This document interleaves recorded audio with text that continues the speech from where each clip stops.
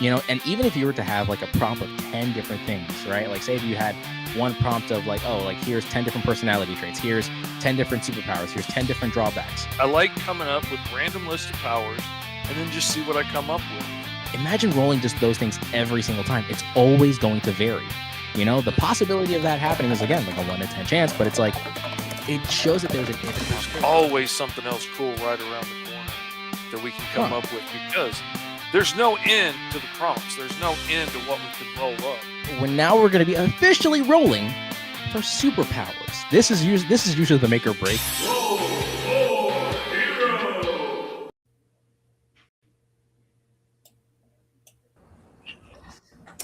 Heyo, and hello everyone! It is us, your two weirdos, on Roll for Hero, a segment of the channel in which we let the dice dictate what on God's green earth we will be drawing for today. It is me, your ever weird and ever loving Uncle Lee, and of course with me today is our big bearded, bald-headed, beautiful co-star, claimed to be the world's sexiest man of all time, Mr. Fish. What is up, everybody? What is up? Eddie Von B had a great time on the show. Glad you could get the link to get in here. Dadpool, public domain world, good to see you. Empathetic connection, glad to have you.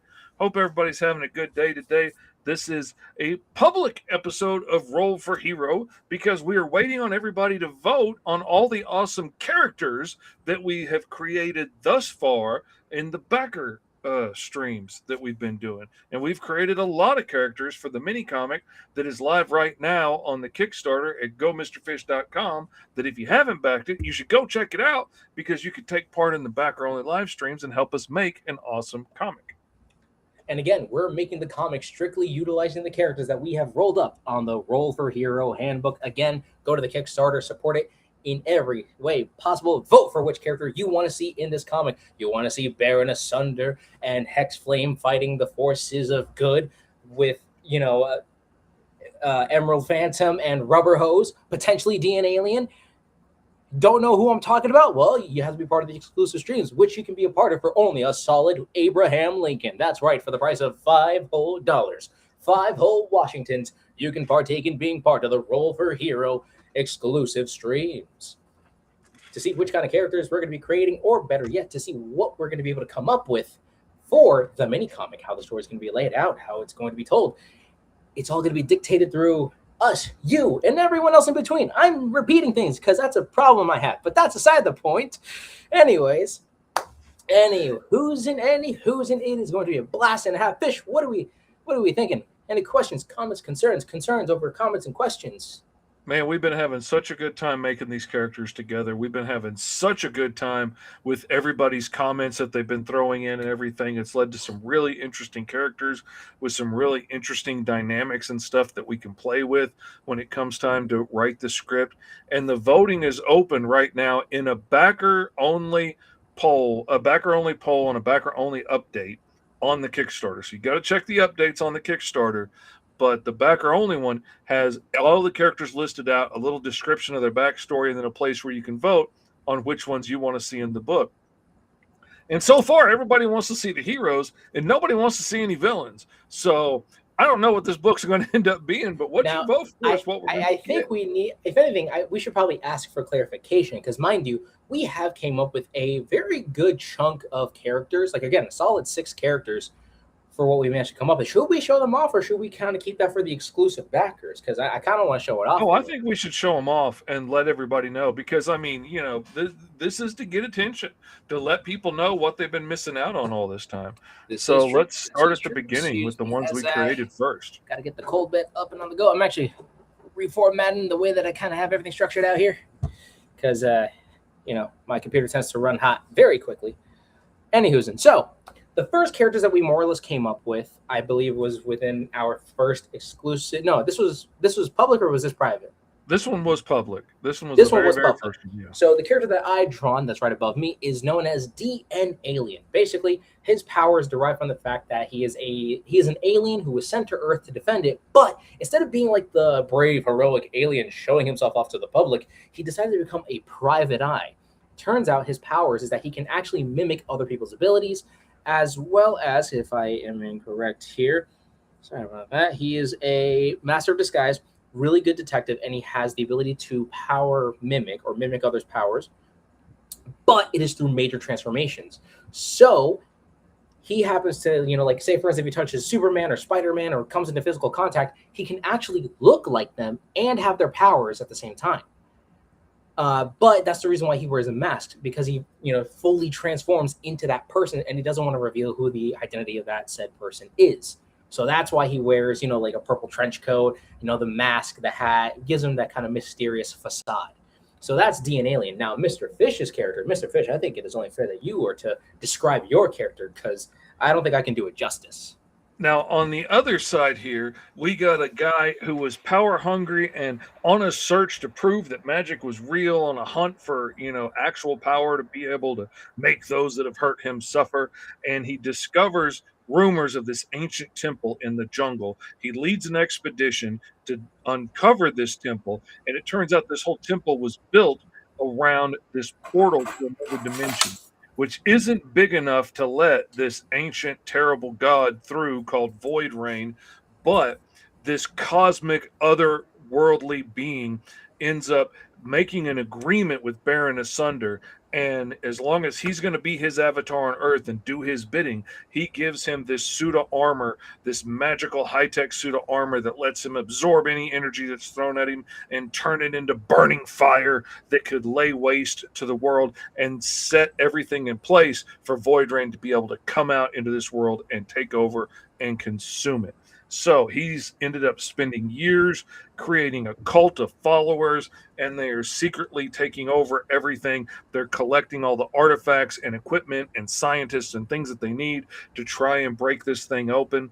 But along the way, somewhere, Baron Asunder realizes that if he lets the boss out, he's just going to be a lackey on a chain, and he's not going to be in charge anymore. So now he's trying to keep stuff balanced enough to where he can keep the master happy, but not have to open the door all the way. And I think that is going to lead to some really interesting story elements and potential problems. Finally, Eddie Von B votes for Void Rain. Thank you, man, because nobody was voting for the bad guys. Isn't D and Alien a name of a parasitic alien from Ben 10? Could be. I believe so. Might have been from like Alien Force or something like that, but I think those were the enemies. So D and Alien. Oh yeah, the ones that like got on you and like turned you into the okay, yeah. But that doesn't mean we can't use the name. Just means we can't put it on the cover. Or for instance, it's Ben 10 Alien Force, and then those guys are essentially like part of it. It's kind of like if you were to like Invincible. You could have a character there named Superman per se. Obviously, it's not about Superman; it's about Invincible. You know what I mean? So D and Alien, obviously, if we it's like using the old school. Like if you use the public domain character Wonder Man, Marvel has a trademark on the new Wonder Man that they created. You can use the public domain one. You just can't necessarily name the book Wonder Man across the title, but you can use it. Yes. Like my buddy has a character Ultraman. As long as he's a character in the book, he's a Superman pastiche. But as long as you're not using the name Ultraman, then the Japanese company's not going to it's sue either you Japanese Tokusatsu character or Man it's going to be the evil Superman in DC. Anyways, the next character that I drew for our second privated session. So again, if you were there, you could have probably dictated, or you would have came up with a crazier, cool idea of how I would have designed the character. But since you didn't, here's what I got. This is Rubber Hose. Rubber Hose is essentially a teenager or like a college-age student who got their powers from a former superhero who was probably a lot more serious and much more like by the books. Think Reed Richards being a lot more strategic with his stretching abilities. So he has the ability to stretch his body, has gravity manipulation, and he can control gravity and energy absorption. And he can absorb energy. And, for me, I wanted to make this character like a young, spunky, and of course the caveat being that he doesn't have, as much experience. Supper. Supperman. Give me seconds. Talk about a superhero. But so, yeah, this is Rubber Hose, obviously playing on the joke of the Rubber Hose animation. So if I was to take this character and make him into a full-fledged comic, I would play a lot with like a ton of different cartoon styles from The Simpsons, Looney Tunes, Rubber Hose animation from the 20s. You know, those kinds of artistic inspirations would be implemented with this character. It would be a ton of fun, but also a pain in the butt to draw too, you know, when you really think about it, because his fighting style is going to be fun, but also like some pages are like, why did I choose this? But it's a really fun design overall. I might make him like a fun side character for the Unbeatables, or maybe as like a character that, you know, one of my main two will interact with later down the road. Who knows? But this is Rubber Hose. Now, Mr. Fish, what did you draw for the second exclusive? I rolled up Eddie Sparkplug Wallace, who is a mechanic who inherited his granddad's mechanic shop and the crew that works in it. And to make ends meet, he's ended up doing a lot of less than legal jobs, and he's become the go-to guy on the black market to get like your cars retrofitted and stuff and put like super gear in them. If you need to retrofit your atomic, you know, energy converter into your rocket mobile, he would be the guy to go to do that. If you need to get freeze rays put into your headlights of your street vehicle, he's the guy that you go to get that stuff done. And so he keeps a lot of less than legal equipment and stuff moving through his shop, but he uses his power of inspiration and intimidation to encourage people to pick him as the best guy for the job and not to cross him. And if you do end up pulling out the guns and try and rip Eddie off, then he can use the force fields that he generates out of sheer force of will that he focuses through this ring that he inherited from his grandpa. And he can create force fields and stuff to force you all the way out of his shop and protect the entire shop and everybody in it. He does a lot of less than legal things, but he's doing it to make sure that all of his guys can keep their families fed. And he will be the first one to throw himself in front of a hand grenade to protect his guys. So he's not an evil guy, but he's not a good guy either. He's the way that I would say it is that he's like a lawful good villain, where he's doing right by his crew because he's trying to ensure that they have jobs, that they get paid, that they keep their families fed, that they, you know, have their lives intact. He's doing it out of his own sense of responsibility. Whether or not you agree with what he does is irrelevant. He wants to make sure that the shop stays open with his grandpa's name on it and that everybody stays fed. So he's going to do what he has to do. For answering Benjamin's question here, what was it? Intimidation? Is that a skill? Can't tell. I think it was either inspiration. I can't remember if it's a skill or a minor power. It was a skill, most likely. Anywho's, but we also have Mr. Nope saying, "Hey, Fish. Hey, how you doing, Mr. Nope?" What's up, Mr. Nope? He was on the show the other day, too. We had a good old time. And then also to respond to Benjamin again with the Rubber Hose isn't in the final comic. It would be interesting to see him with the Grub as a sort of being a new Avenger story. I like that idea. But then again, we'll see where that goes. Who knows? If you're to support the Roll for Hero Handbook Kickstarter, then you could be able to vote whether or not you want to see Rubber Hose fight off Baron Asunder or Eddie Sparkplug over here. That is for you to say, "Hey, how you doing, Mr. Nope?" Eddie is the worst guy that's in the running. He's got 3 votes last I checked right before the show. So he might end up being the villain of the book. We'll just have to see what the final vote comes out being. But you can vote all the way through Friday when we do the live show at 7 p.m.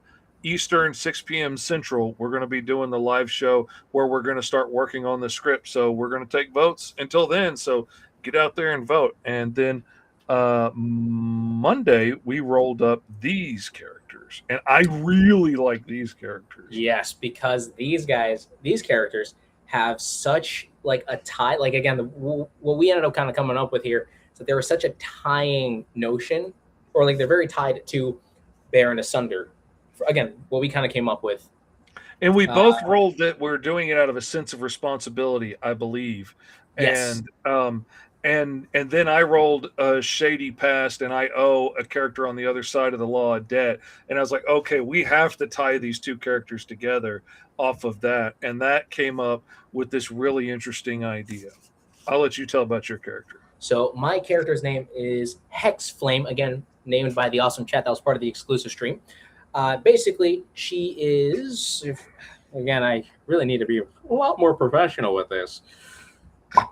There we go. She is obviously a character that has a sense of responsibility, carries an ancient curse, a family that carries an ancient curse that gave them one major and one minor power. The major power being winged flight, and the minor power being energy absorption. But the caveat is that her powers are poisoning her, but not in the way that you're thinking. It's more like poisoning her humanity because the more she uses her powers, the more dragon-like she becomes. So we were thinking that maybe that these two characters were kind of like sisters that were on the same relative like expedition as Baron Asunder before he became Baron Asunder. But I had a really good idea on this that I wanted to share with you, and I haven't had a chance to do it until now. So I'm going to surprise you live on stream. But I put it in the descriptions on the vote. I thought it would be really neat if her parents had like snuck onto the expedition, hoping to be able to find a cure for the curse, for this family generational curse that keeps turning him into these dragons. And I could see her parents, like her dad wearing a hat and an overcoat, and maybe her mom wearing a hijab to try and cover their horns and stuff so that people don't see it. And hoping that they could find a cure before their daughter started to show any of the signs. And so they go on this expedition where Hope's parents are too, as anthropologists trying to study all this interesting stuff. And so when everything starts to go to heck in a handbasket and energy beams start going out and the temple starts to collapse around Baron Asunder when he's making this deal, that she jumps in front of a lightning bolt of magical energy that's going to like fry Hope, and then that absorption of energy kickstarts her mutation, and now she feels so guilty for her friend being turned into a monster, which was a family thing that was going to happen anyway, but she doesn't really know that, because they hid it. So as far as she knows, this girl saved her and got turned into a monster for doing it. And so she spends the rest of her life trying to find a magical cure to be able to save her friend and stop this evil from coming into the world and all of that stuff. So I was just throwing that out there, but we can do whatever. So yeah, but amazing storyline for sure. So because of her poison condition, she's actually losing her humanity. So little by little, she's becoming more dragon-like until officially she'll just become a full-fledged dragon, utilizing all of the dragon-like powers. But again, we were talking it out in the private streams. Again, go support that. In order for her to get her humanity back, she would actually work alongside with Baron Asunder to essentially kill the Void Rain, and by doing so, it'll cure her. But, obviously, Baron Asunder doesn't want to give away the power because he's power hungry. It's still like this whole dynamic. So, like the story interactions with these characters work so well with Hex Flame, Emerald Phantom, by the way. And like we discussed when we were talking about Baron Asunder the first time we created him, how it would be interesting if like his second in command henchman, like, if Void Rain started whispering to them, trying to get them to open the door and stuff when they realize that Baron Asunder isn't, that maybe she's the second in command henchman, and maybe Void Rain's like, if you release me, I will cure you, not realizing that his cure you is cure you of the humanity altogether and turn you into a vicious monster that I can use to do my bidding. But, that could be very tempting to be like, oh, you are a powerful ancient demigod. Maybe you could fix this and I wouldn't have to live like this anymore. Let's see. So here's a question which might have been asked, but I'm so interested in it still. How did you come to create your own superheroes? Did you do this already in your childhoods, or how exactly did it come to be? We've always been creating our own superheroes as long as either of us can remember, I'm sure. Yes. We both stumbled upon doing the idea of this show separately. Like, he had been wanting to do this rolling up random characters. I had been rolling up random characters on School of Fish for a couple of years, and and I wanted to do it with other people where we could like roll up the same prompts and then see what we all come up with from that. And when I found out he was wanting to do the same thing, we jumped on it, because finding somebody willing to do it and can draw a character in like an hour is kind of a big ask. It And we've had is. some other artists on, and it's been a lot of fun having them come on and see what they do with it. But yeah, we've just been creating stuff forever. Oh yeah. I mean, this show was a blessing and then some, because I'm not gonna lie, I did not know that this show was gonna get me into Michigan in a convention. Like till this day, I still have my artist pass from Tulip City Comic Con, which has our scheduled Roll for Hero date on there, which is a lot of fun. I will treasure this a lot. But again, it was also because like one day I got like, because mind you, I love redesigning all the public domain heroes and stuff like that, because that was more or less the gimmick of my channel. So I didn't really do much outside of that. So to really pivot and to try something new, I wanted to try rolling up some fun characters. And I was like, hey, I have dice. I got, Dice Tower. I want to try something, because not going to lie, I was pigeonholing myself and I needed to do something else, because, being told, hey, make this, hey, make that. Don't get me wrong, it's great, but I needed to do something new, really, to diversify my art. But also, I didn't know that it was going to help me meet some of the greatest writers and artists, from states away, to now getting to interact with you guys. And now we have this as an official Kickstarter. And mind you, this was fully funded by day one. Mind you, the goal for this is $1,000. And we already reached that in the first 5 hours when it launched. And we are close to actually hitting our $2,000 goal, which is actually going to be a tear-off sheet with a bunch of different body types, different positions that you can draw your characters on. So if you decide to roll up a character utilizing the Roll for Hero Handbook that you can go support now at GoMrFish.com, you guys can also get the Roll for Hero sketch pad, where you can draw your hero design in action. So that way you have an amazing visualization of how your character would move and be in some specific fighting poses and all that other kind of fun stuff. And there's character sheets with all kinds of different character body types that you can use, and slots to put everything that you rolled up in the Roll for Hero Handbook. And then there are pages of bodies and action poses and stuff. And this pad will be available 50 pages. The original was 50 pages. I've been tearing pages off on podcast.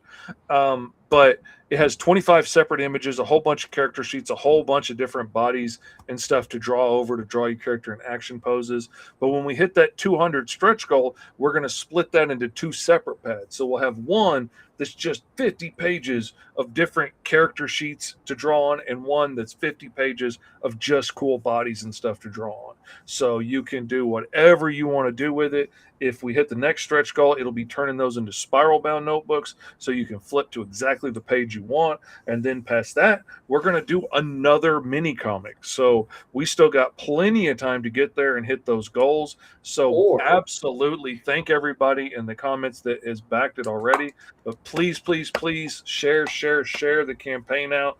Let your friends know about it. Let moms that have precocious little kids that would like to be able to roll up superheroes and stuff.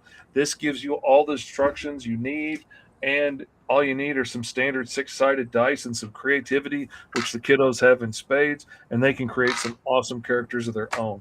It's awesome. And you can get in for $5. Come on. The crazy part is that this isn't just for the kiddos. Mind you, we keep the kiddos in mind, because they're the generation that's going to be making the next big hits, but we just don't know what it is yet. This could also be for your friends that are writers, artists, or better yet, storytellers. And again, I know that's more or less the same thing as writers, but writers can also write, equations and stuff. I don't know. I'm not a mathematician. I'm a cartoonist.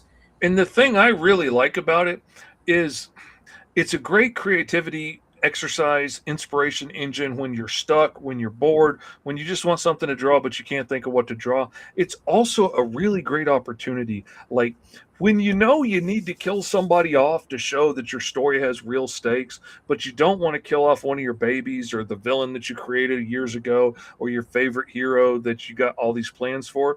You can roll up somebody and come up with a real interesting little backstory real quick, and boom, make somebody to show that there's consequences. Actually, we've had a guest on our show do exactly that. He was on the show here. Shattered Vision Comics, yeah. Yes, he was here. Shattered Vision, was it? Yep. So he was here on the show, and he wanted to show the stakes of a titular villain, but he didn't want to utilize one of his main heavy-hitting characters. So he decided to pop on the stream, roll up a character concept. I think we rolled for him because I don't think he had dice on hand. But he ended up creating a character, and he's going to implement that character in a comic book. Mm-hmm. I didn't know that this was going to happen. And who knows? Maybe you or somebody that you know might create the next big hit, and it just came from dice and your imagination. Now, again, to fully answer the question, we have been drawing superheroes for a very long time. This show was more or less like the perfect caveat to really kick things off because, again, I wanted to try some form of new content. Fish has been doing this for a very, very long time. He's actually been posting little shorts of this all throughout his YouTube. And for me, I just wanted to try something new to get away from public domain heroes because when you deal with one, you deal with all of them. And it's a whole ball game and a half. How many times can we vote? I don't know the answer to that, Eddie Von B, but I know you can vote at least twice because, like, there's 5 likes and was 10 votes when I started today. So 5 people got in there and voted 10 times. So we'll have to see how many you can altogether. I don't know the answer. Is it wrong to think that many kids nowadays don't have any creativity? I got to say, public domain, I kind of end up feeling the same way sometimes. And I think the problem is that kids never get the opportunity to get bored now. Like, they're always have something in front of them to distract them, and entertainment is all planned out for you. Like, the video games have all these detailed storylines and stuff just feeding it to you. The YouTube videos, the shorts. I mean, anywhere they look, there's entertainment being fed to them. They don't have the chance to get bored and say, I want this stick kind of looks like a gun, pew, I'm going to shoot you with it. And then, next thing you know, you're running around and no, you can't hit me because I got a force field. And it forces you to get creative when you're bored. And, Exactly.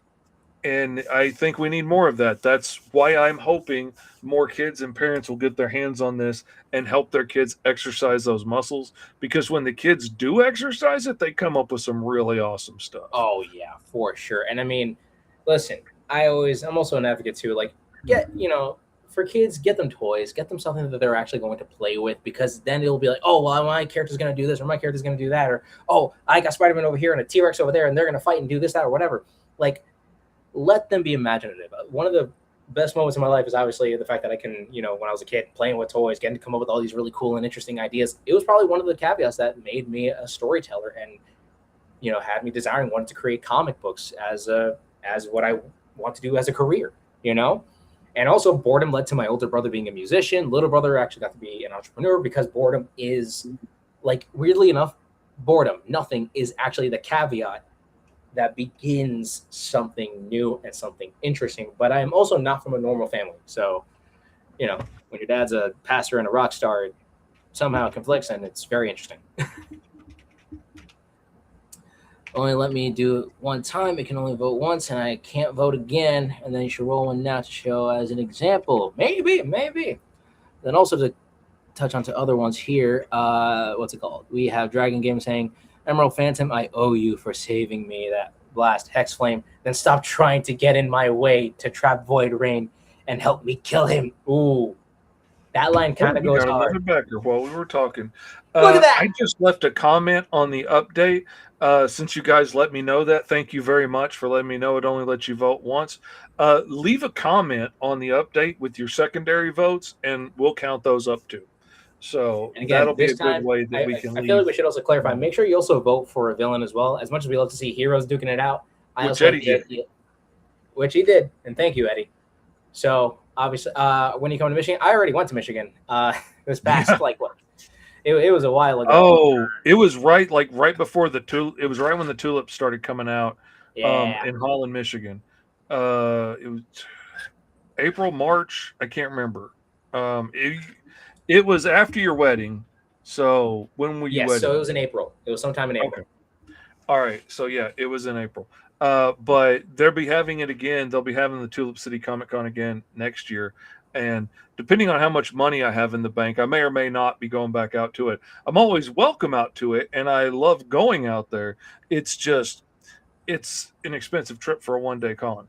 And, and then, also, you're probably not going to make, don't get me wrong, fun convention, great people all around. Finally got to meet some amazing, had a blast. It was a fantastic time. I'm not going to deny that. And also getting to see Fish in person, that was a whole different story. Anyways, if you now I'm Michigan again, hit me up. Eddie, And if you know of any good cons in Michigan that would be a good fit for us to come out and hang out at, let me know. I would be happy to come up and check them out because, I mean, I've gone up that way a whole bunch of times. I used to have to go to Milwaukee all the time with my ex, so that's not much of a drive for me.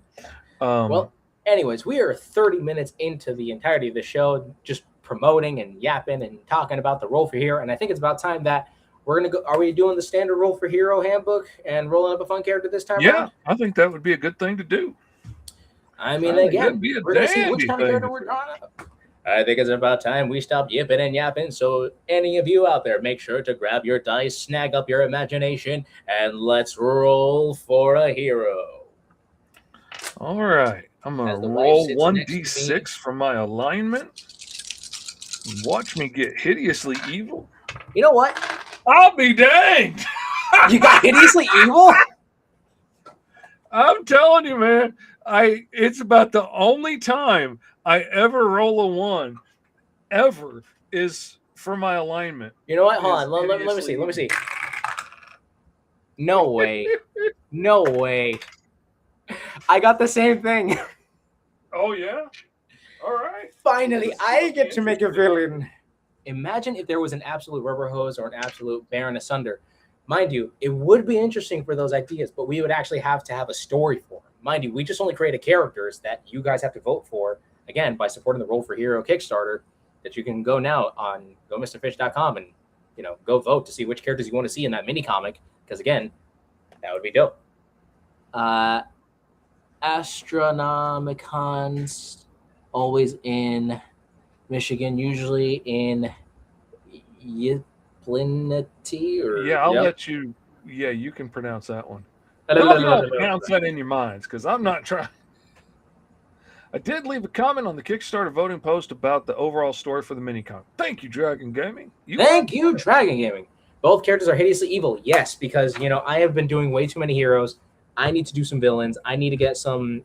Listen, heroes are cool, but heroes are only as cool as the villains that they fight. I mean, let's be honest. Exactly. Batman's cool, but him fighting the Joker, come on. It's a classic duality. Overcoming terrible evil makes them really awesome. Otherwise, it's just a dude sitting around thinking about being awesome. And basically just men in their underwear. So, well, I take that back. I rolled a 1 again. I got Prophet Seeker, a hideously evil Prophet Seeker. All right. Actually, you know what? I'm going to let wife. Huh? I need you to roll for me. But that tells me a lot about this character already. Ooh. Okay, I got a haunted past. Thank you, honey. Hideously evil mutant gorilla with a haunted past. Ooh. I want to know more. That sounds like the evil version of Grape Ape right there.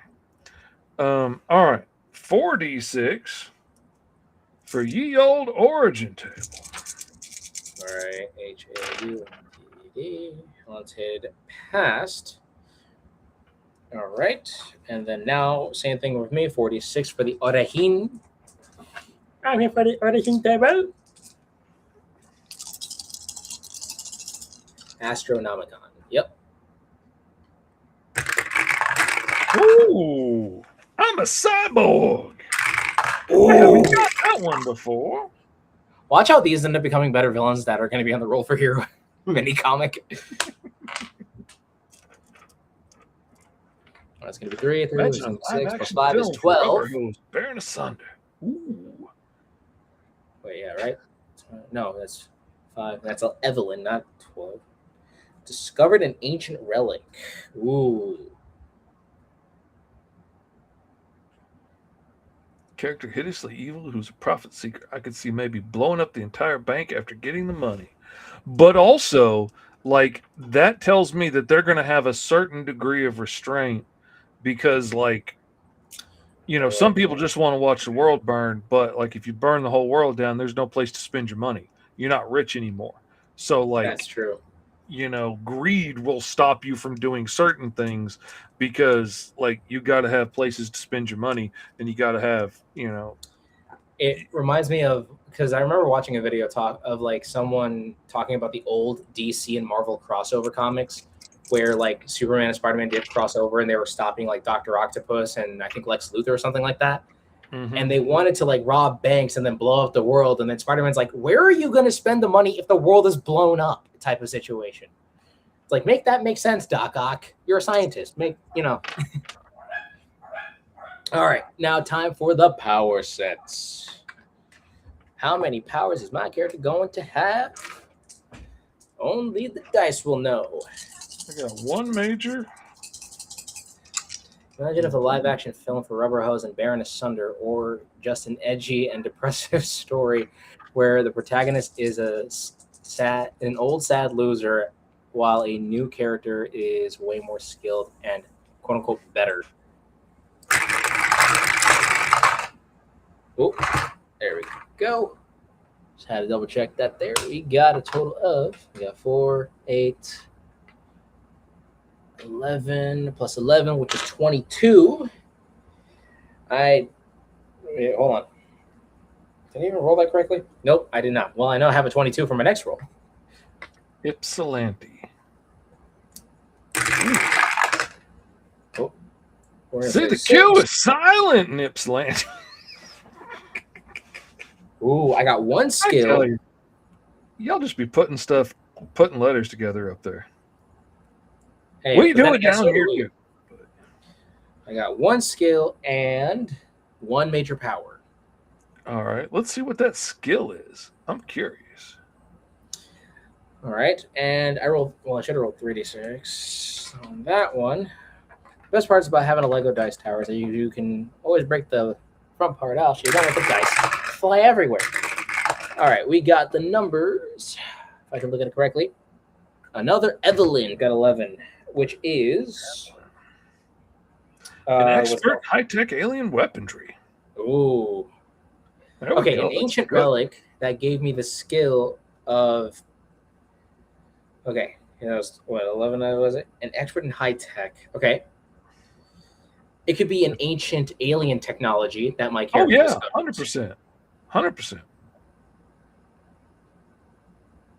All right, I got a major power, so I'm gonna roll 6 old d6. Let's see what we come up with.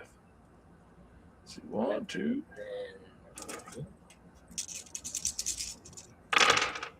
All right, now for not 8 major, 1 major. Jesus, slows me so much. Anyways, and that's where I'm gonna have to roll all the d6s. Also, sorry if it looks a little different than usual from my side of things. I'm trying to make sure that my computer stays nice and cool whenever I stream because my laptop overheats very quickly given the amount of stuff it has to do. 15, 20. Doing the videos and the having to do the video streaming to my iPad, still doing all this at the same time. It's a lot.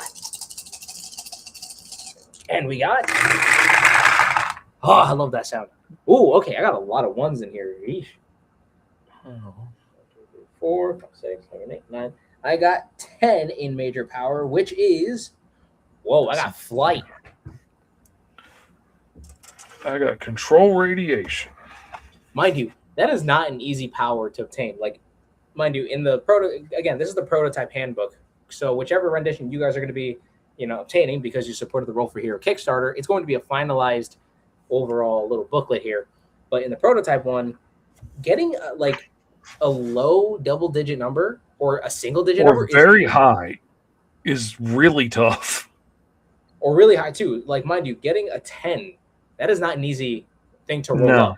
I rolled numerous little like ones, and like Which was kind of why I put like super strength and stuff there, but I don't know. I think I'm going to move some stuff around on the table for sure, and put a mix of some really good things and some really tough things to have to use sometimes, and sprinkle them at the ends more, and move it around a bit.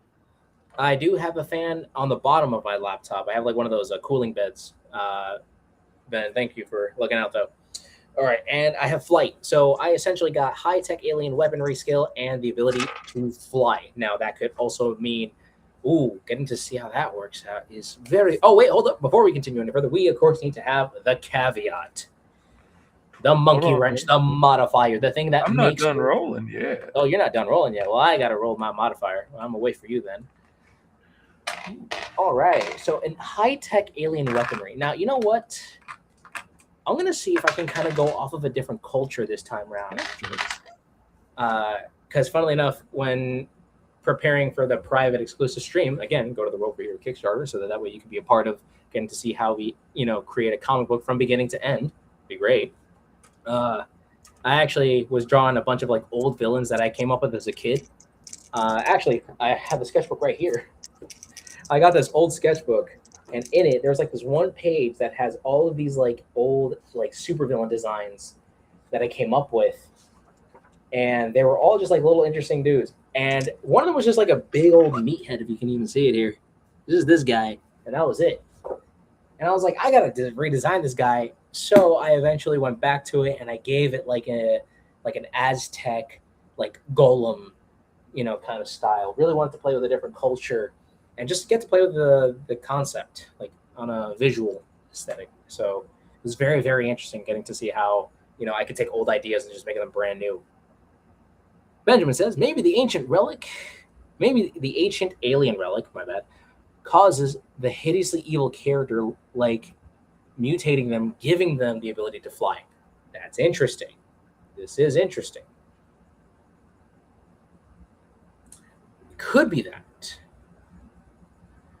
Or like, I like the kind of like the was it the engineer from Superman? Was it? Like she can like change her body into because of like nanobot technology or something? Mm-hmm.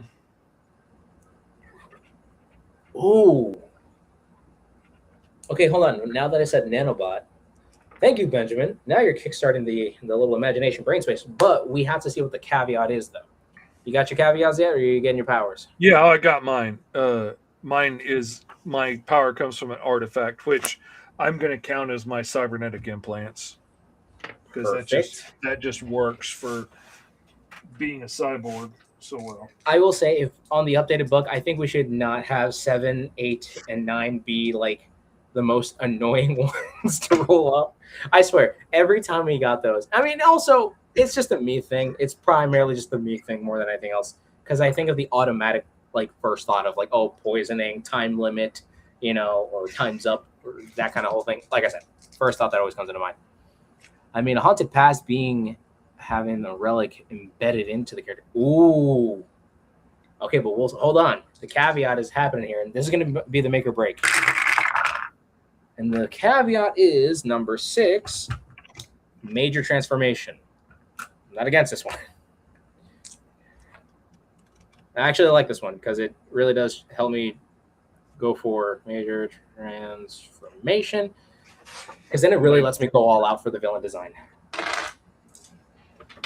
It's kind of like a henshin hero, or like an evil villain from a tokusatsu show, because those guys can just be all out crazy in design. Which, by the way, I didn't realize this until like a little later on. Like, if I had to, I'm like a couple years old in knowing that in Japan, the concept of like businesses having their own little like superheroes is part of like their little culture. So like you can be like a doctor's office and you can have a tokusatsu like Kamen Rider / Power Ranger style hero promoting for that doctor's office, or something like that. They're known as local heroes, and I'm so upset that we don't have that here in America, because so many people can take a business and turn it into a superhero, and I'm so annoyed that we don't do that. But all to say, though, major transformations are always interesting because of the fact that I can just go all out in the villain designs, especially because I'm really trying to take a lot more from anime inspirations. Now, Fish, you look like you're brewing up something in the brain space there. Well, I forgot that my character was hideously evil. And for a minute, once I got cyborg, I was thinking like a street level dude with like bionic implants or bionic arm and leg or something. But once we get into hideously evil profit seeker, I'm wondering if maybe this isn't like a big dude that, one of his lab experiments is going like the twins from Invincible, like a big buff scientist dude who has experimented on himself before, but one of his experiments goes wrong and blows him up, and he builds cybernetic implants to fix Mhm. himself, and now he can control You radiation, could. and he's a technopath. I was gonna say, if anything, you could kind of go like the criminal, like underground route, where maybe he's like, some kind of a like high-ranking mob boss that uses cybernetic implants. Maybe, like, funnily enough, in my comic book universe, I have the group known as the Mechanical Mafia, but they're literally like android robots that look like 20s style gangsters from Chicago. Mm-hmm. So I mean, you could probably play with that kind of aesthetic. Maybe they're either like like a street gang of some kind. Maybe that you can play it into an aesthetic. Now, for instance, I'm going to see if I can do, not going to lie, because when I said nanobot, when Benjamin kind of pointed out the idea of like, oh, it's an ancient thing that affected me or it's now implanted in me kind of a deal, I'm thinking kind of like my character could be Egyptian based, hence using the classic powers are from ancient Egypt, motif, but getting to play with like the hideously evil part of it, that could be interesting. Didn't someone with the name mention being gold plated?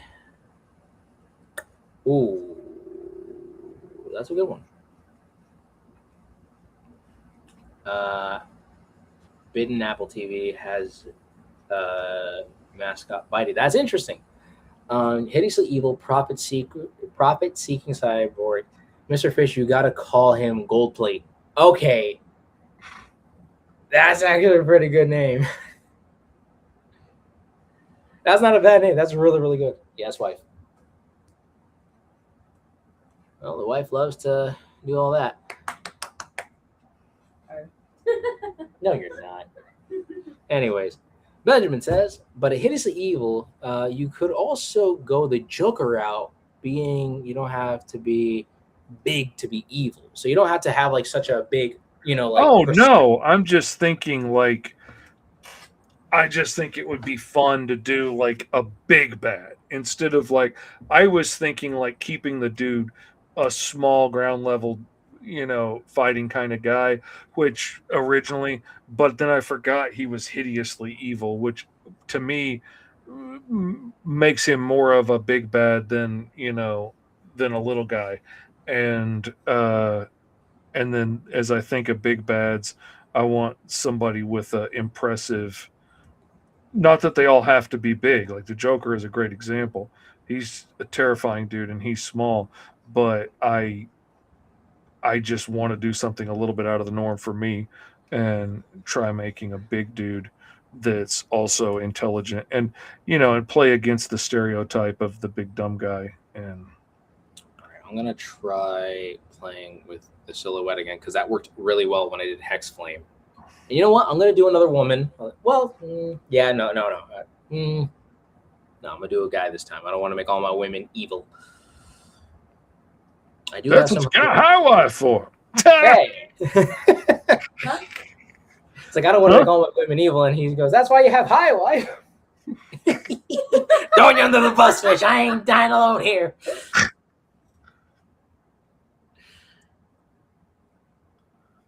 All right. Boom, boom. See, I know there's the delay in her not paying close attention. So Oh, no, I she's figured I invested. got a window to get away with Oh, it. I'm reading a book, that's why. Yeah, she is in her own little world right now. I'm also listening to music, so that's if I'm yelling, I'm sorry. She can't hear me. Honey, are you there?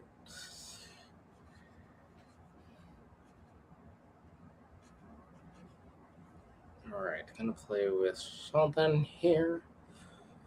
Really? Oh wait, and fly. Ooh, okay. Kind of. Ooh, perfect. Love it. Yeah, I'm going the Egyptian route for sure. Oh man. I've got a character already, but he's a different character and I'm not gonna mix the two together, but I was just reminded of an awesome cyborg character that I got. Big bad guy. And the technopath would work really well with him because that's his whole bit.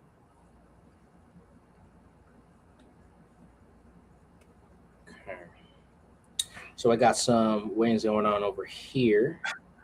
I'm gonna do another woman, said Eddie Von B. Said that once, wife put me in the doghouse.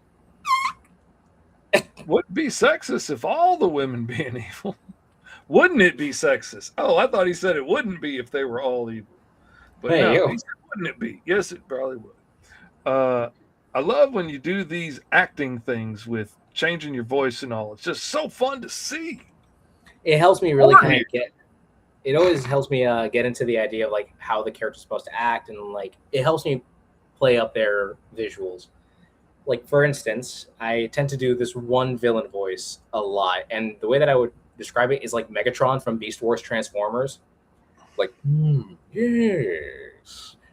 And I use that voice to for like one of my big bads for my comic. His name is the Boss. I took the public domain character Crime Boss and I just made him like his own thing. So he's a really civilized yet very threatening kind of a man. One who doesn't necessarily care per se about a hero. He could brush him off to the side. But if you make him angry, the gravel in his voice, the intensified tone, he would be sick of it. Like you can hear that, like the gradual progression of going from soft to what could be gentle to eventually wanting to strangle you, by your neck. So I always love doing voice. Helps me kind of embody the character and gives me an idea of like how they act, what they look like. It's like with old Disney animators, they'll actually used to have like a mirror next to their faces, so they'll be like, "How does that? Hold on, how do I?" Oh man, that was the best tool I had in high school growing up. Right in front of my drawing table, my drafting table, I had a mirror. And then around that, I had all my best drawings posted to the wall. And I would switch it out when I got a new best drawing and remove something and use it as inspiration. But then I could look at my face to get all those expressions and like, what does the face look like at 3/4 view and stuff. Uh, Fun fact, if it was possible for you to go back and see a lot of those drawings, most of the women back then looked an awful lot like me. I don't know what that says, but before the mustache and all, my big pouty lips went real well for making pretty girls. All right.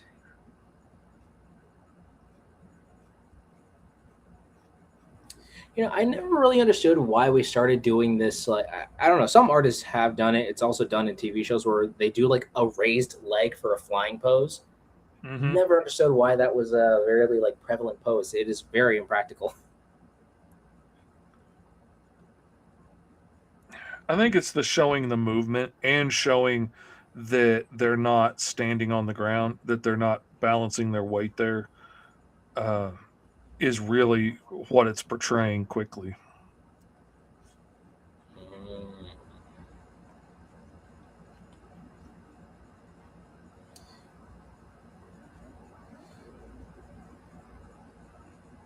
I'm not touching that comment, says Eddie Von B. Says my lips are too pretty to touch. Yeah, well, you had to deal with it. I was embarrassed by it as a kid, but now I'm not going to be embarrassed by the fact that I was pretty. It's very pretty, man. Now I'm just old and gray. But that's all right. My wife digs it enough. And that's all that matters to me. Don't really do this exactly, but I'm always having fun with imagining how these heroes would sound like or act in a story when it's a moving thing like an animation or something like that. For me, it's always once I put music on, like Public Domain World. I do that all the time. I'll literally think about like I'll listen to some of the same songs over and over and over again because I'm always envisioning this scene in my head of like one of my characters either holding a building or having to fight his way through like 40,000 different supervillains or whatever, and he's just like gritting his teeth and barely making it through, but he's still fighting because of the will. But it depends on the song too. Sometimes I'll envision like the battling. Sometimes I'll envision like a movie trailer. I always love that, like getting to envision it. I've always admired the artists I know that are like listening to epic soundtracks of movies and stuff to be inspired with all this epic music and stuff. And I'm sitting here listening to the dead milkman. I tripped over the ottoman one too many times. Or, Istanbul was not Constantinople, when I was Istanbul. I'm just listening to nonsense songs and bopping along, having a big old time. Not listening to anything epic and encouraging and inspiring, but, that's all right. We all got our process. Yes, we do.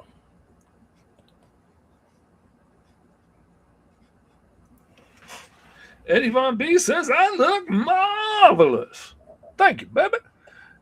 Benjamin says, Mr. E, if you're going to have Egyptian inspiration, wouldn't it make sense to have the aliens who had this relic being aliens who are the Egyptian gods? Not a bad idea. Yeah. Not a bad idea at all. Again, I think it just also depends on getting to see him all the way through. Because I'm also envisioning like the concept of sand. Like maybe this is ancient technology that's like nanobot technology, and they look like grains of sand that work well together. Hence why he's flying, and maybe all the constructs that he's making, primarily his winged flight being sand based, or so like, because again the dunes, the sands of time of the Egyptian mythos, something like that. I just tend to put words out there to make myself sound intelligent because I'm compensating for the fact that I barely got out of high school. With music, it's kind of similar, actually, with me, although it's more of a character theme song, like Paint It Black for Dark Vigilante, although the song All Great is so overused now. True. For me, it's some songs I really want to try to find. I want to find like my Kiss from a Rose type song where the song has nothing to do with the character. It's just somehow tied into it. Again, like from the Batman, there was, Kiss from a Rose, that song. I didn't realize that was tied to Batman until, I saw the Lego promotions for it, which started making a lot more sense. Like, I really want songs like those where it's like, it's a good song on its own, but then knowing it's tied to a superhero franchise is like, I like it. Like with Nickelback and, We Need a Hero song. I didn't know that was a thing. So now I do.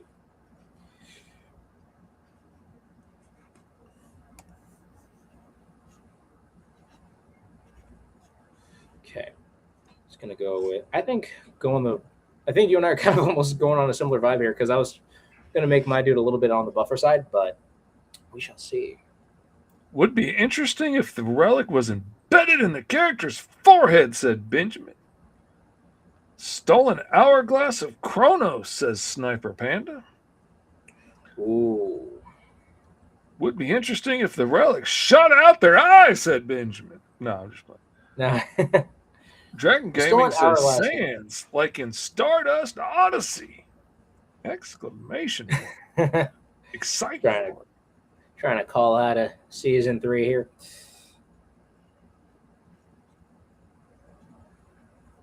I haven't seen Batman Forever, although it's long ago, and I guess Kiss from a Rose was about the love of Batman, I guess. To an extent, like I said, the song was good on its own, but knowing that it was tied to Batman was really, really interesting. Plus, it made a great promotional song for the Lego Batman video game. True that. True that, indeed. Oh, shoot. Totally forgot about that. The Lego Batman game, doesn't that come out like this month or in August? Or September? I know we have it pre-ordered, so that's why. Nerd. Says the guy who draws men in their underwear as a career. Yep. Actually, I'm drawing them in tights. Actually, it's a throwback to the vaudeville strongman uniforms. Actually, that they would wear, which were mostly.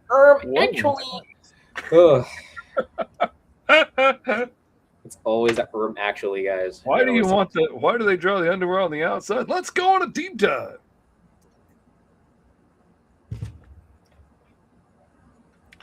I was originally going to make the homophones as a cartoon characters as a joke, but I actually wanted to go through with it. So using like E and I literally stuck an I in the center of an I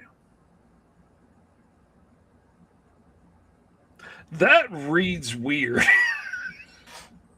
That it I'm does. trying to put the thoughts together out of that, and I'm having trouble just because of the oddness of what it's actually. I mean, the most silly song they used for a superhero film, although it was only for a TV spot, was Batman Begins with Someday from Nickelback. And I don't even hate Nickelback. Hey, please don't say underwear and deep dive in one sentence together ever again. Eddie Von B wants to go into a deep dive into underwear. Whoa. Listen. I ain't judging, but I'm judging. I ain't judging, but I ain't looking at you the same.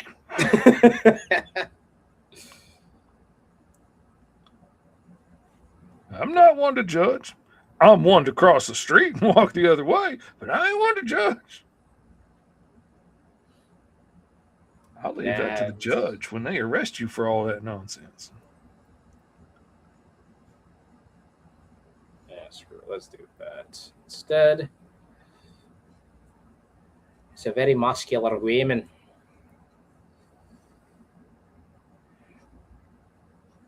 She has a haunted past, so why would she have a haunted past is the question now.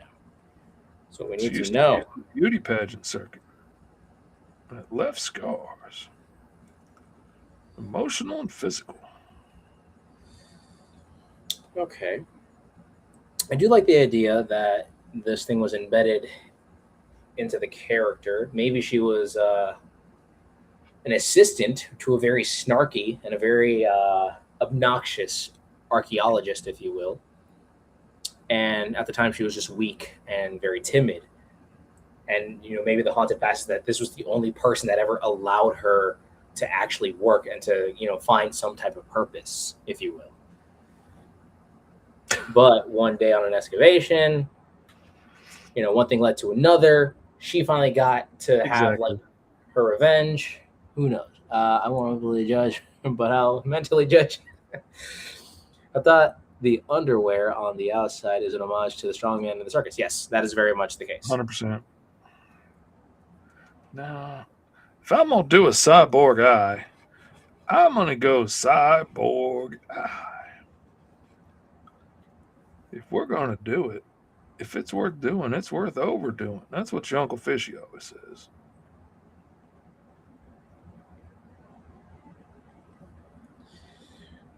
What's your character's dilemma story wise, like plot wise? What do they got going on? Why do they become hideously evil? Well, I'm torn because I kind of want to just say, you know, just born greedy and, you know, thinking that they're better than everybody else and deserve more than everybody else, and probably very, very intelligent. And I'm liking the idea of them being hyper intelligent and being able to design this like cybernetic arm and stuff themselves. So I'm thinking just very intelligent, which makes them assume that they're somehow better than everybody else and deserve more because they're smarter than all these troglodytes around them, and just don't respect other people the way they should, and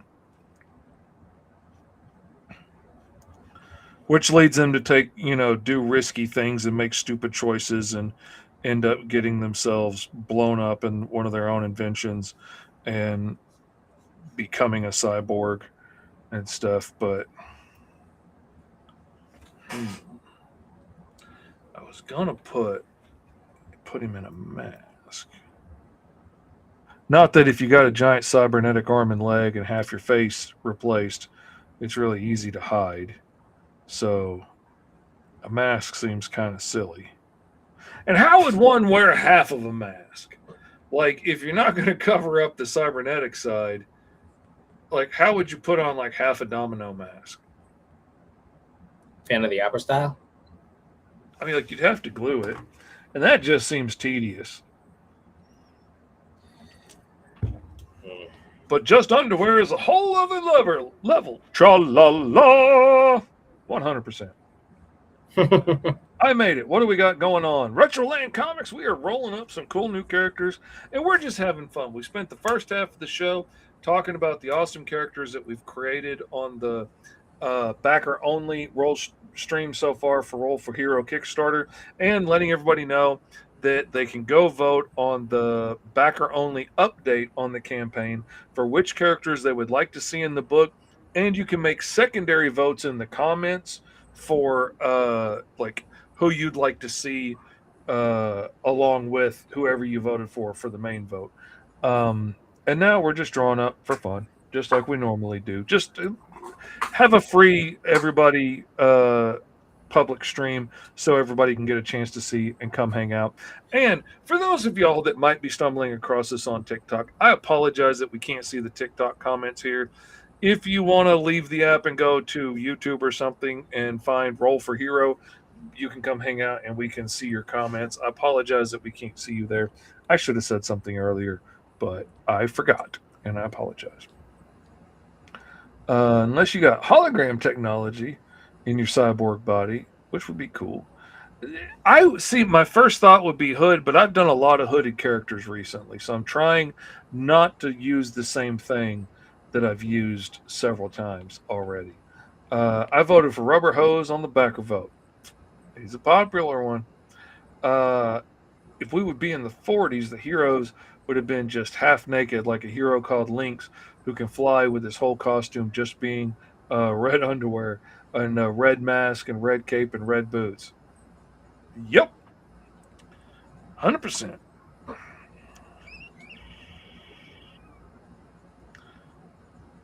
I like seeing that cybernetic eye, but I'm really liking the idea of a mask. I'm trying to play with like this style of like a levitating style pose. I want to show off like the sand aspect of her like nanobot tech or whatever. Like getting to see, I was decided to go for the more feminine route this time because honestly, I really need to. I don't think I have enough villainesses. I have villains, yes, but not enough villainesses. Hexflame, I'm not gonna lie, is one of my favorite ones I've designed by far. Oh, she came out great. Like really, really came out looking great. But that's one of those ones like, you just know in the process that you're nailing it. Like she just came out really good looking, especially in your style. Came out really awesome. Oh yeah. I would say I have a lot of practice having to draw all my friends' D&D characters because, I have a majority girl group of D&D players, my wife being one of them. So I drew all their characters. So I guess that was a really good, means of practicing. Mm-hmm. Oh, I've said it a number of times on the show, but like I was so scared that first time I had to draw a book with female characters in it because I just had never really drawn many. And now it's second nature. I'm so happy with the way my female faces come out now. And that's just a really happy thing for me that I can enjoy drawing that now and be like, oh, this is going to be fun. We're going to do a girl, and not like, oh my God, what am I going to do?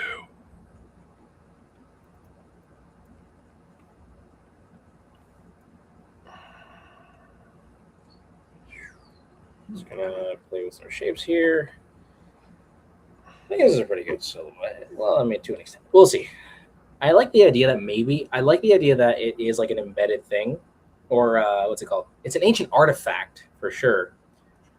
So it could be like an artifact of maybe Could I do like I like the hourglass theming of it.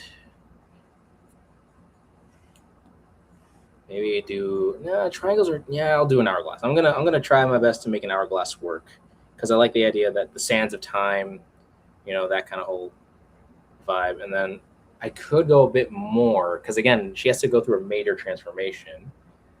Well, do I want to go the Toku route? Kind of make her like almost a full, like just go bonkers with it. I think I already am.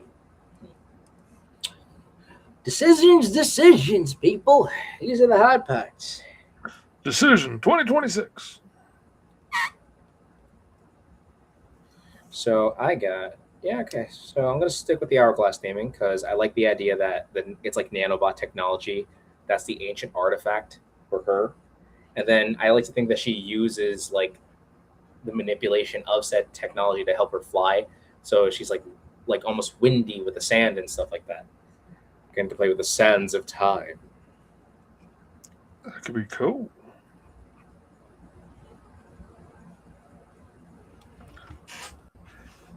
Isn't Tickety Tockety from Blues Clues? Indeed. Maybe the sands of time nanobots create wings for the major transformation. True. That could be a route. That could be.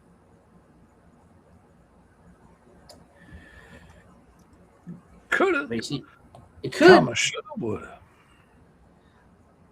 But I think like the artifact probably being embedded either in like her head, giving her the ability to control it. So like I was thinking that her hair could also play an overall like part of it, like Medusa from Marvel.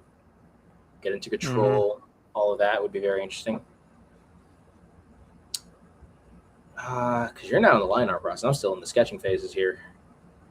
Not a race, but would be nice to make sure I get some stuff done on time. Oh, it's not a race at all. It's only a race against the clock is all.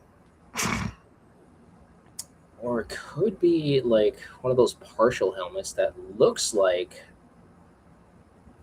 or that has like that hourglass silhouette.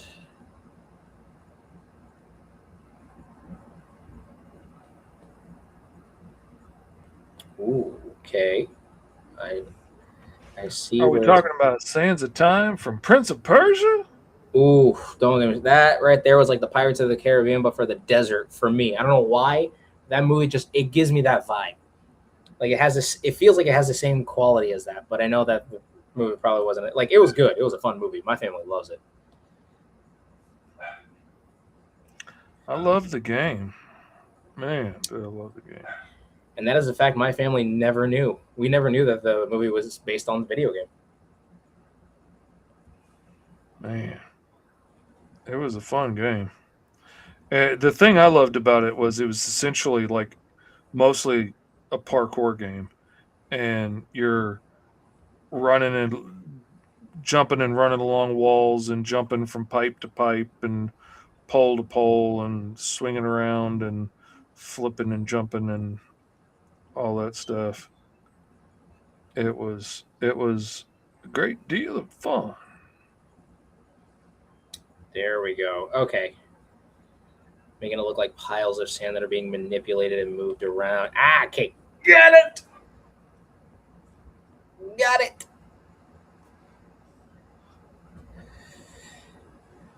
Because I was originally going to go for like a bug vibe, but I'm like, it's overdone. It's been overused, especially with Egyptian stuff. So, in the major transformation, the nanobots could turn her hair into wings. True. Not against that notion. All right, we're gonna give this a go because I gotta get to line art, dang it. Bum, bum, bum, bum.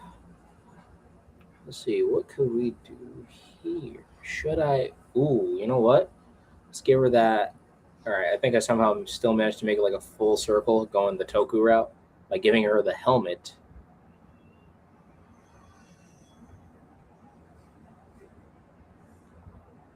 And it just now happens to fully cover mostly her face. Still get some of those face in there. Oh, look at that. Perfect.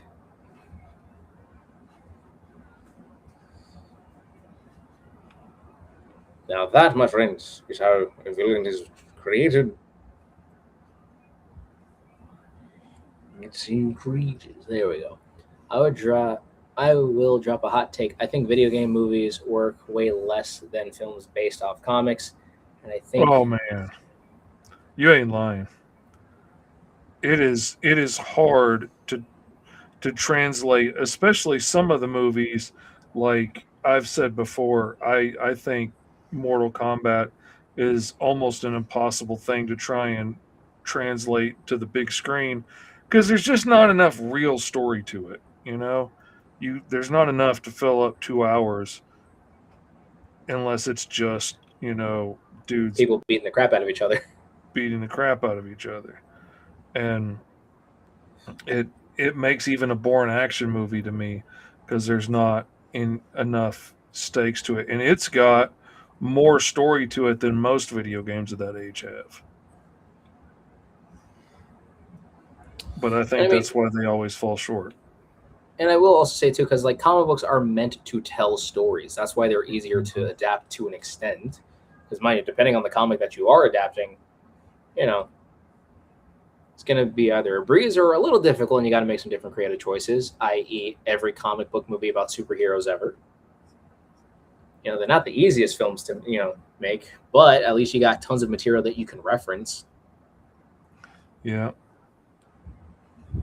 Which is probably more important than ever. So I'd rather, base a movie off of like a single one-shot comic rather than an entire, video game franchise, but the entirety of the franchise is just, boxing. It's like, don't get me wrong, there's some good movies out there with good boxing stories and stuff, but it's like, Yeah, like what kind of video game are you going to make off of Mike Tyson's Punch-Out? Like, there's not a lot there. And like they tried to turn, what was it, Rock'em Sock'em Robots into a movie. Like, it just did not come out. The closest thing to that, I think, was like Real Steel with Hugh Jackman. Which was Rock'em Sock'em Robots. They just didn't put the name on it. And I bet you money it was probably pulled at like the last minute or something. I could be wrong, but I have a feeling that was supposed to be that way, and then like Mattel was, or whoever has Hasbro, whatever, was like, yeah, no, we're not putting our name on this. I still think that movie was really good.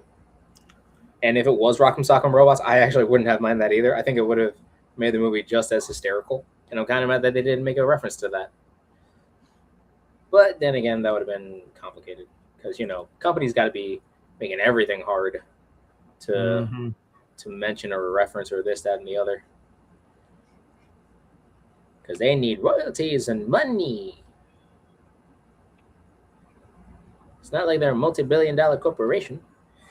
I could be wrong. I could be right. It's not like you're not already making a killing off of stuff.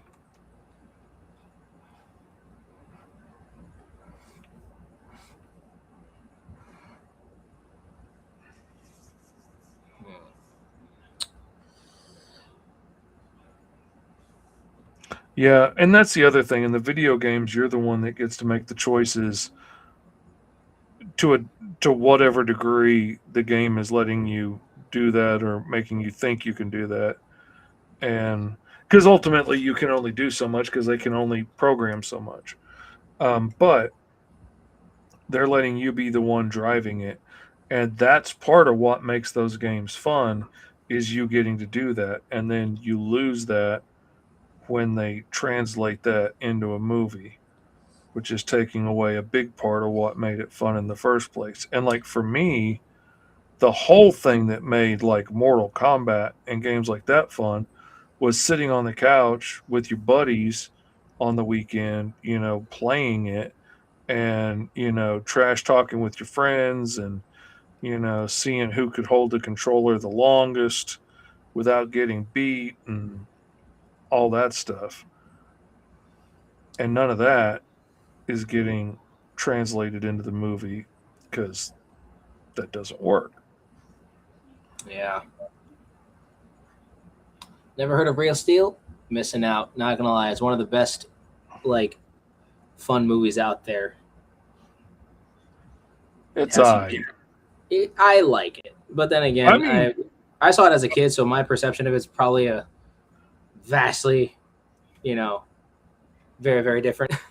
Yeah, I was probably a little harder on it than you were going to be on it at that age, but I, it was all right.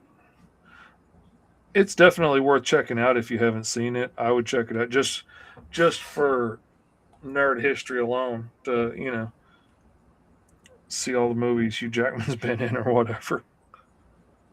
I'm surprised at the amount of movies Chris Evans has been in. I didn't realize he was in the 2007 Ninja Turtles movie Oh yeah, as Casey Jones. Like, that one threw me off. it's Casey Jones, Chris Evans. Yes, it was an animated movie. Oh. Okay. Well, that would explain it. But yeah, he was in a lot of comic adjacent or Oh yeah, superhero-esque stuff. Like Snowpiercer was one of the films that he was in. I didn't realize that was based off of a comic, I think of the same name. And then he was in a movie called Push, I think it was, which was that I sports. loved Push. I really loved Push. That was, and Yeah, for real. I thought that was really clever. I didn't realize it was based on a comic at the time, and I was so excited that Hollywood was taking a chance with a new idea. And it turns out they were just doing a comic book, but it was a clever idea, and I really liked it. I think the comic books were made as promotion just for the movie. Like, I don't think they were actually based on No, I think comics. they were. I think I could be wrong, but I think it was a existing indie book or something. But like I said, I could be wrong.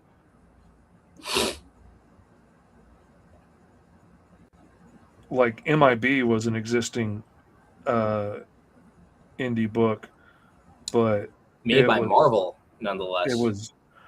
Oh no, it was indie. Really? It was. Oh yeah, it was just a black and white indie.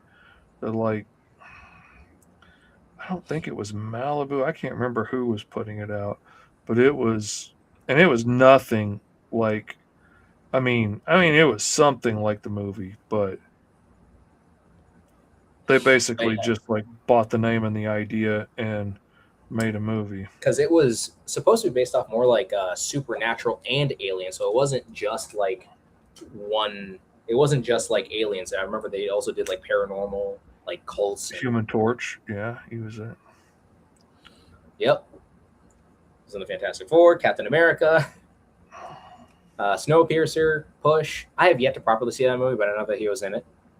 One of my favorite content creators, Popcross, is in his new era, if you will, and he's actually made a video talking about these different movies that have good superhero premises to them, but they just probably didn't execute well, or they were just really odd films at the time.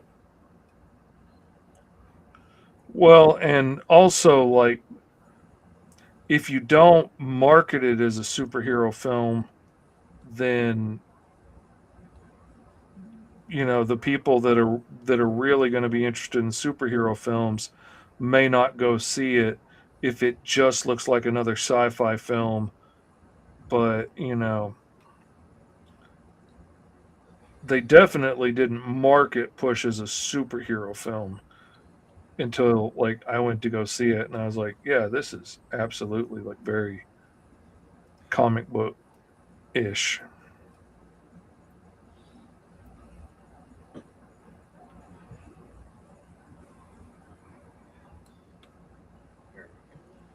But this was before the Marvel heyday and stuff, and comic books weren't big sellers. Superheroes weren't big sellers at the theater.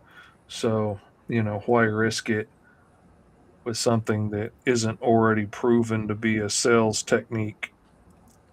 So we'll And to sell think the back sci-fi. then, superhero movies were really dodgy. They were really a scary endeavor to embark on, because Oh yeah. comic book movies nowadays are doing fantastic, but back then they were a risk. Yeah, they were not well looked at. And there was a lot of really cheap knockoff stuff getting thrown out by the cheap straight to video guys, like Black Scorpion was one I remember fondly that had like bad CGI.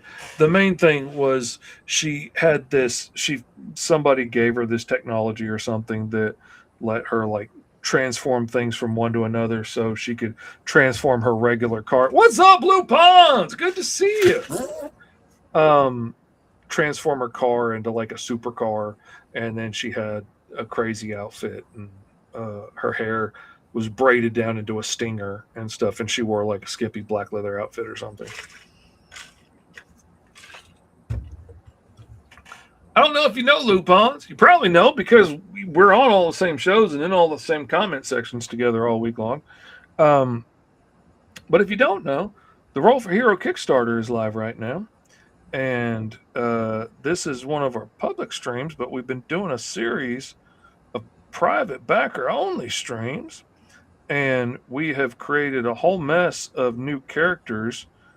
And the voting is open in a backer only poll right now to vote on which characters the backers want to see in the mini comic that we're creating together on said live streams.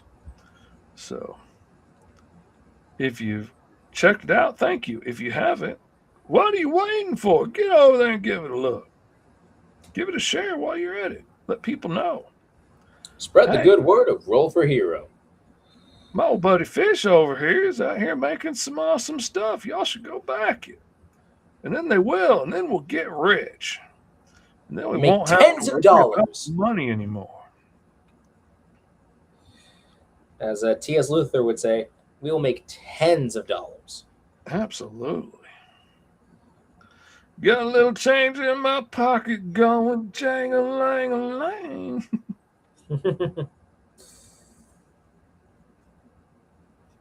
Not to brag, but I'm making money that folds. Whoa. I didn't know Food that. stamps fold. I guess they don't anymore, do they? Yeah, more like a digital transfer. Yeah, it takes the fun out of it. Yeah, it does. That's the reason why nowadays I just say, make sure to chip it, tap it, Bluetooth it, AirDrop it, Spotify it. I don't know what you got to do. Just keep it legal. Mantis. Oh, Mantis was a good one. I liked Mantis. I don't know if it's good anymore. Honestly, it may just objectively be stupid now. But when it was on, I loved Mantis. And, what was the one, the guy with the motorcycle?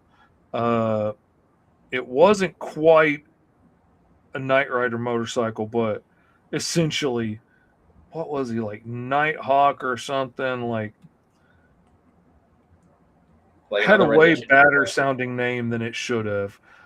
Tens and tens of dollars for the good uncles. Bill Treadwell out here making it sprinkle.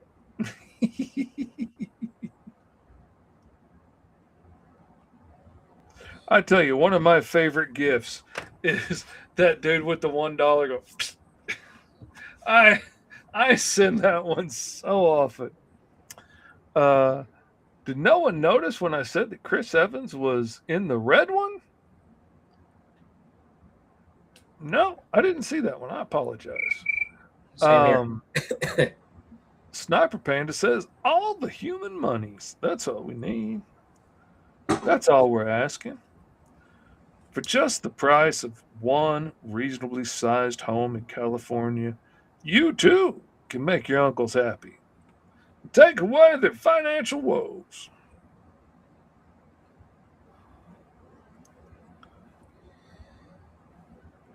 No longer will we hear those repeated cries from high wife saying, "You better have my money." Oh no, those days will be over. That would be nice.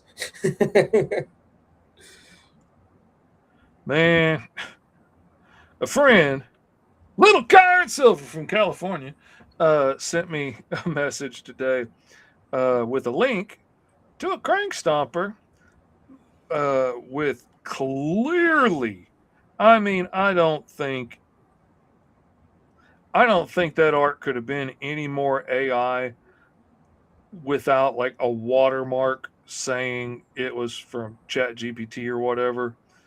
And of course, the dude sits there and claims that he hand drew all the pictures, which is why I included images of me drawing the pictures, which are all AI generated and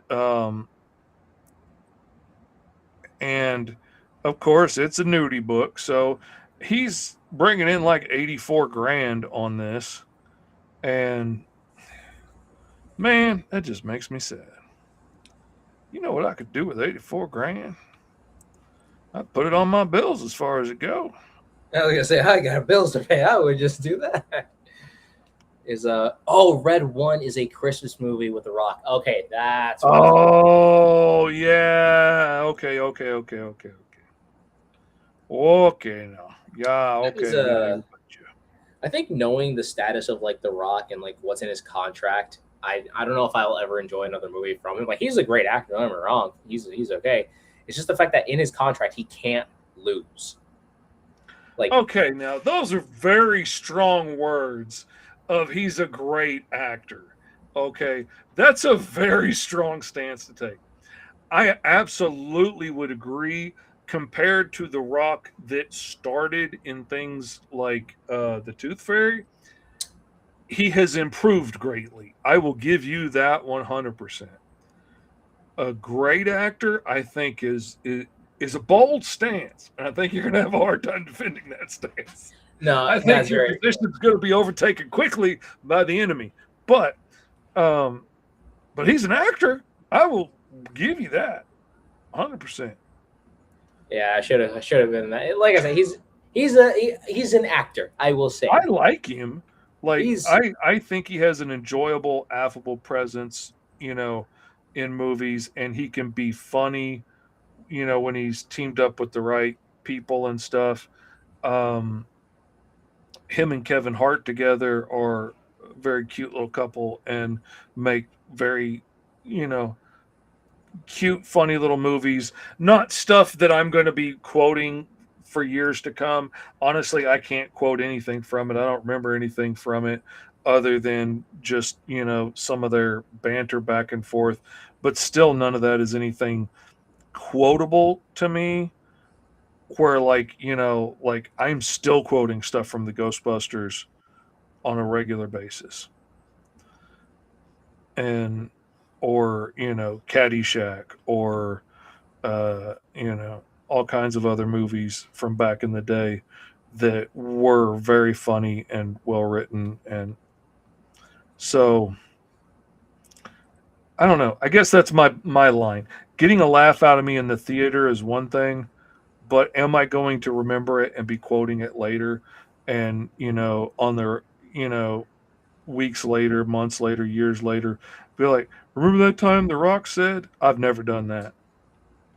Never once. That's true, and especially too how he tried taking over the DC universe and trying to make Black Adam the main ship like character or the flagship character. That was that kind of ruined him for me. There, he took something that could have been beautiful and ruined it out of his own ego, and that makes me very angry. I was hopeful when I heard that he wanted to do Black Adam. I was excited that maybe, this was like a genuine nerd that loved this more obscure character and wanted to do something beautiful with it, like Ryan Reynolds did with Deadpool. I almost said Dadpool because I'm trying to say that. Looking at you, Dadpool. But then just to see that it was just about him and it wasn't about making, something cool with the character made me sad. yeah. Because, like, if that had been Shazam 2, that could have been really epic.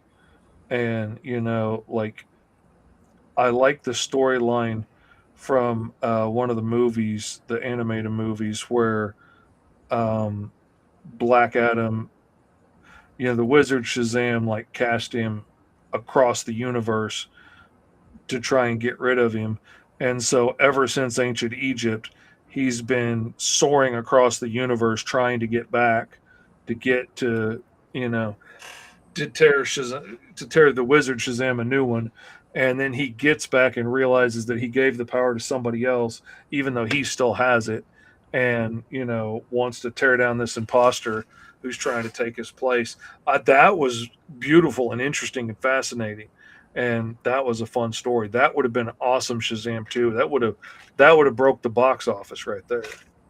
But he I would think have it's had also, to get beat.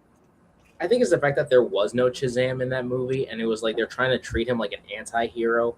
It's like some villains just need to be shown that they're just not good people. Like Yeah.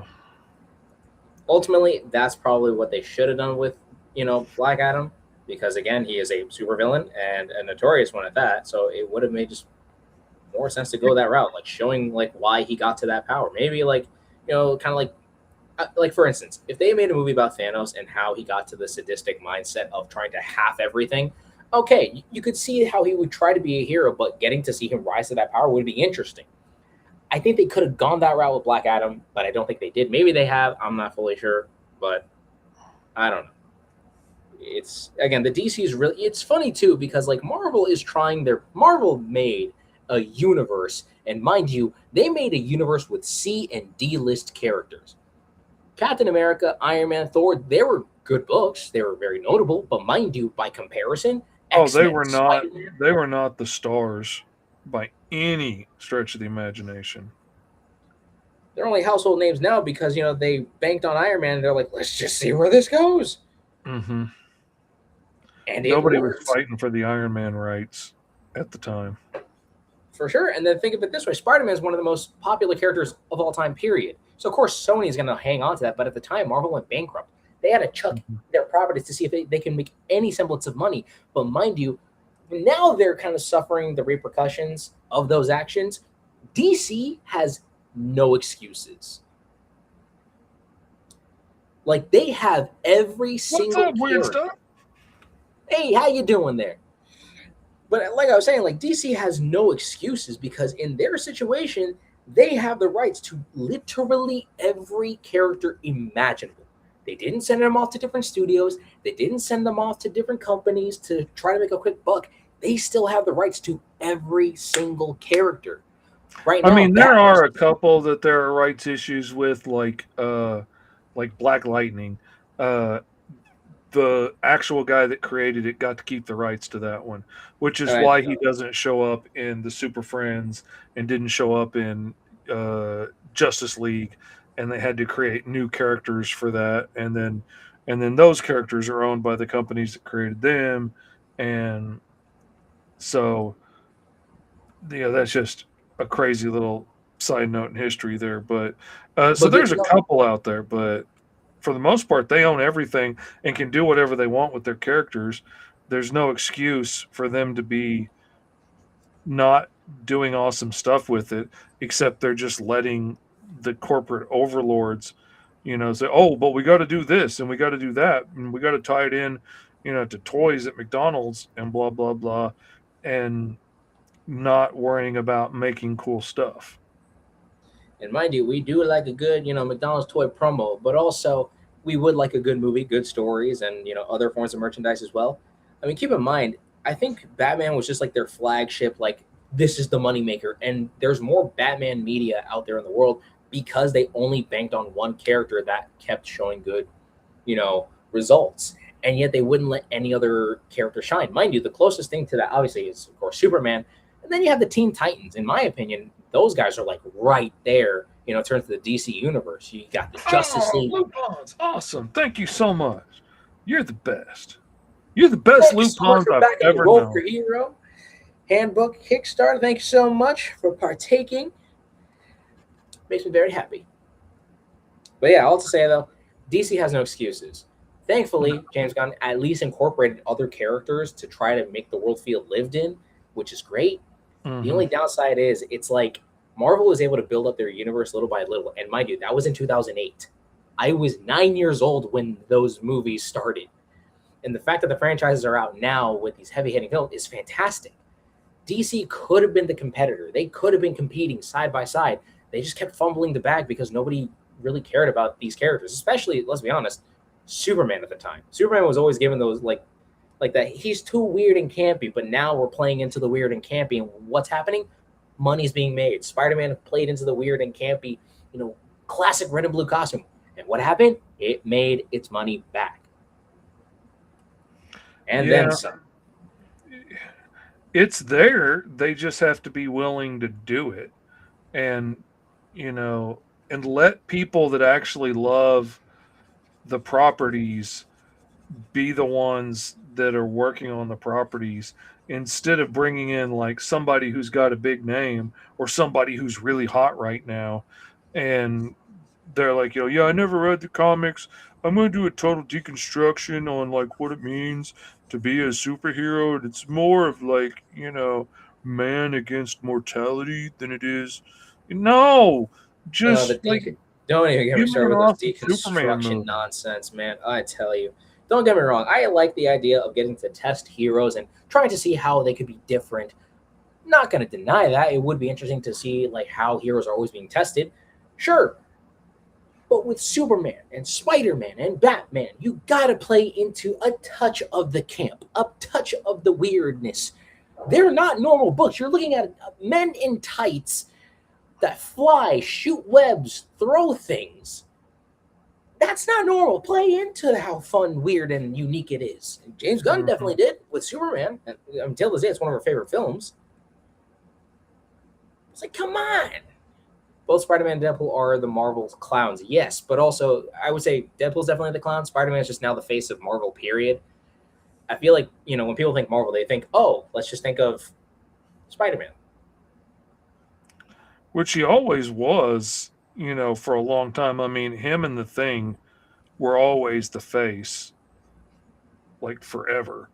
But you gotta roll with the punches and use what they could use, and they couldn't get their hands on Spider-Man's rights to make movies at the time. And Because Sony's greedy. which is crazy to me that like Sony held up the rights for so long and was like, no, we don't want to make money unless we make it our way. No. I don't trust the people that made these characters so famous and worth all this money to make them cool and worth and make me money. No, I don't want to do it that way. It only works if we do it my way. It's either my way or the highway, and they just always kept choosing their way, and it kept sucking. Anyways, McDonald ruined Tim Burton's Batman films with Warner Brothers thinking, oh no, not McDonald's money. Let's get Joel Schumacher for kid-friendly film. Yeah, I mean that's when we got bat nipples and the bat Visa card or whatever. The Bat credit card, yeah. Yeah, that was incredibly stupid. But I think it was because they, oddly enough, were basing it off of Adam West's Batman, which already, don't get me wrong, good that we were able to acknowledge the Bright Knight, but probably not the best one to base something off of. Like, if you're talking Batman media, you could have gone any other route. But you went with the Bright Knight 60s, show with Batman dancing and doing some odd things on that show. But I mean, hey, like I said, I ain't judging. Yeah, that Batman got a case of the ain't right sometimes, but I didn't need to see that much of Adam West at any point. A jazz belt would have done that man some wonders and would have made everybody a little more grateful, I think. But, I digress.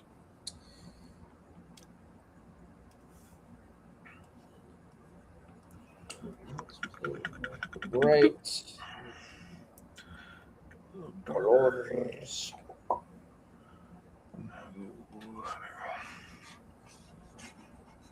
I love it. There we go.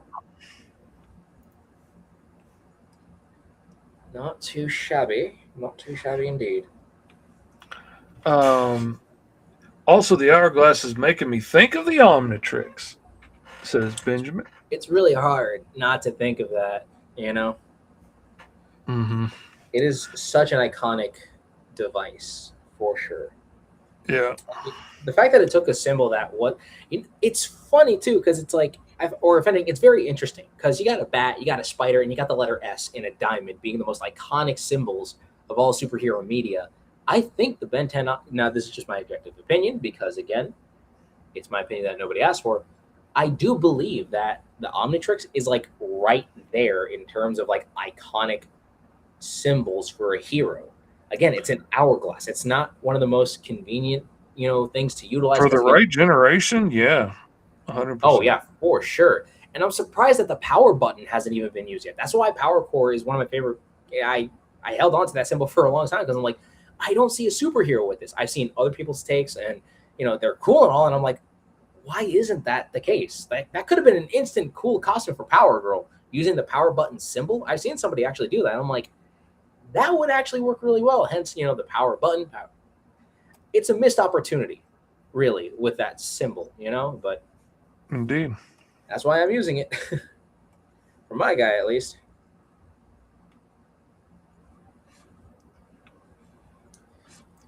Indeed. Seriously. By the way, nothing against Joel Schumacher, because I'm kind of sad. There's so many people who spit on him for running down Batman, even though Warner Brothers wanted it to be silly. Yeah, I mean, it's not 100% his fault. Like, they wanted to go in a different direction, and he gave them what they asked for. It's just what they asked for was stupid. Batman is supposed to be a tragic hero because his parents were killed by a mugger. Yeah, should be, could be, Should have been. not always. And I think there is room for a little bit of the sillier from time to time. Like, I loved Batman Brave and the Bold. I absolutely adored it. I thought that was a great take on everything that makes Batman cool across the board. From like back when he used to just fly to other planets in an afternoon to, save their day as well. And It's because it played into like the campiness of like classic Batman stories. It's why it's so interesting to see those, pop in from time to time. And I love those. Again, I like the campiness. There are some there are some characters I think the camp should be part of their charm. And or I guess it's just depending on how you adapt it. Like Spider-Man with his comedy, perfect. Like that there, the campiness of Spider-Man in his old situation is perfect. Superman, I think, should crack a joke here and there. He's just like, this big, stance of heroism and such. Like with Batman, I would say you have to go more on the darker route. But if you're going to do something fun with it, at least do what Batman Brave and the Bold did. Because it played so hardcore into every... Yeah, and it kept him serious, but it let his seriousness be what was funny. And that was the smart route to go with it. And then also, as a fan of the Buzz Lightyear animated series, I didn't realize that the same voice actor who did, Batman from that cartoon played Buzz Lightyear's like friend then turned enemy, Warp Dark Matter. So like when I heard that, I'm like, oh my god, he was in my childhood this entire time. Like, it's crazy. Mm-hmm. And he was in the Beverly Hillbillies movie. And he was on the Drew Carey Show. And the that one movie about killer ping pong or something like that. I think it would be funny if a story had a demon being the hero while an angel is the villain, says Benjamin Neal, 8050. Public Domain World says, I do have a similar idea with a good demon and an evil angel with a shadow demon as the hero who is, however, feared by his appearance, while the angel is the evil one who just pretends to be good. I had a story like that I wrote in high school. When I was a lost man and I had a big chip on my shoulder against believers because they always treated me so poorly up until that point. I had a story called The Freak about a pastor in Louisiana, lived in like the backwoods, and his church was attacked. Somebody branded a 666 on the back of his hand, and then he was killed in the process. And after he died, he couldn't go to heaven, and so he was left out. And this angel told him that, if you work for us and you take out all these monsters and evil things, that hide in the woods and stuff at night, then eventually you can earn your way in. And so he becomes this undead protector of the swamps. Not like Swamp Thing per se, but he's more of a zombie in a uh, kind of a pulp hero kind of outfit with a mask and goggles and a hat and stuff, trying to cover up as much of his body as he can, so nobody sees what he really is. Only to find out down the road that it was actually the angel that burned him in the first place, just to just to curse him with the not being able to get there, so he could make him be what he wanted him to be and use him as a tool to destroy things that he wanted destroyed. And I had a very negative view of the faith at the time, but there's still parts of that story that I think are interesting if it got reworked a bit. Let's see. I need to go to the chat because we're talking so fast that I can't see all the comments anymore. They're going by quickly. All right, this almost there. I think I should just color some of this line art to make it definitely. I'm just a huge fan of heroes who don't look exactly like normal heroes. 100% public domain. I liked the Buzz Lightyear Star Command movie when it was revealed that he was Agent Z. What names do y'all have rumbling in your minds for these characters? Said Dragon Gaming. That's a great question. Oh no. No clue as of right now, but I'm really liking the way haven't really played a lot with sand texture. I don't know how people who have to draw Sandman do it, man. It's got to be tedious as crap. But that's just me because I am limited in my knowledge on how people use other programs. Man, if I had to do Sandman in a book, I'd be making all kinds of custom brushes. I'm here to tell you what. This is true. You would be doing that. All right. I don't know why Sandra was the first one. Obviously, just because of all the sand. The nanobot technology, Sandra. I could do like golden sand or what's like another one? Golden sand's not bad. Gold sand.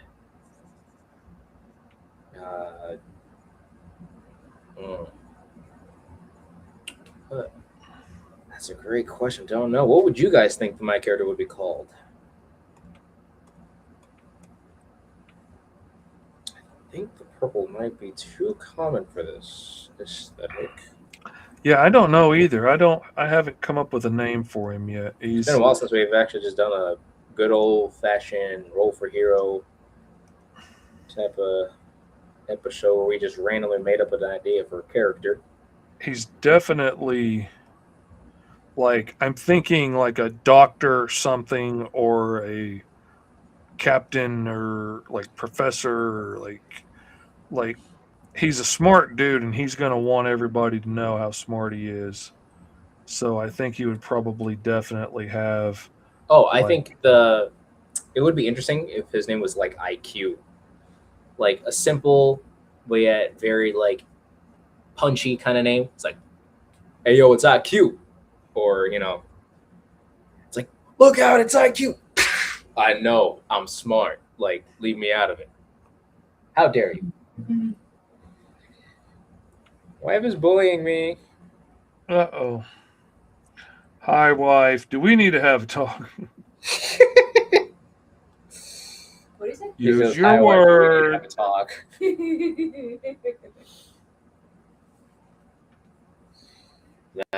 Apparently that her love taps, as she calls it.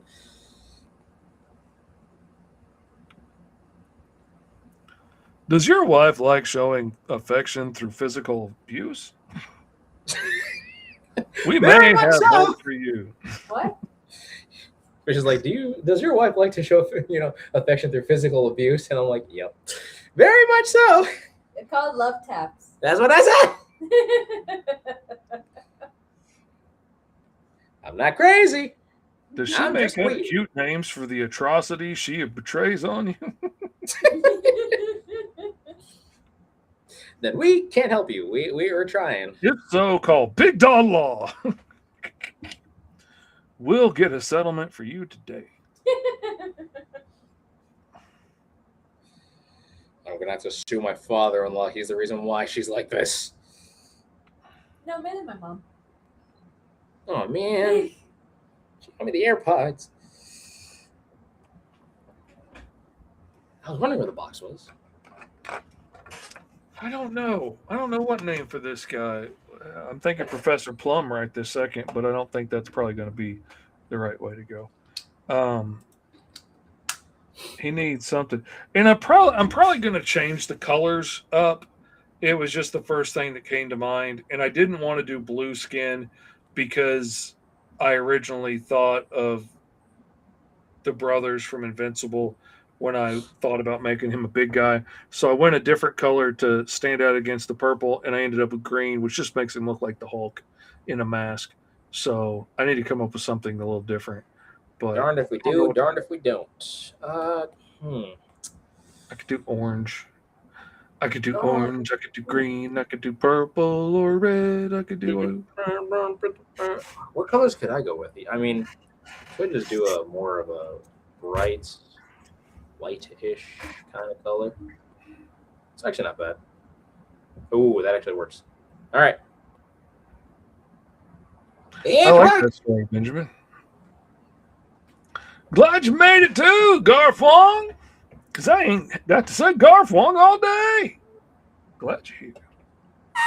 All right. Glad you made it in the last few minutes before. More or less, but having to go. But yeah, kind of got something going on. Yeah, I like this. I don't have a proper name for her yet. I could do Sand Angel because that's what she kind of looks like.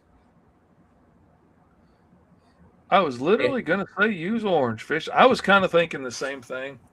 I was kind of thinking of using orange and maybe turn the suit blue instead. Eddie Von B says, "Hey, Lorena."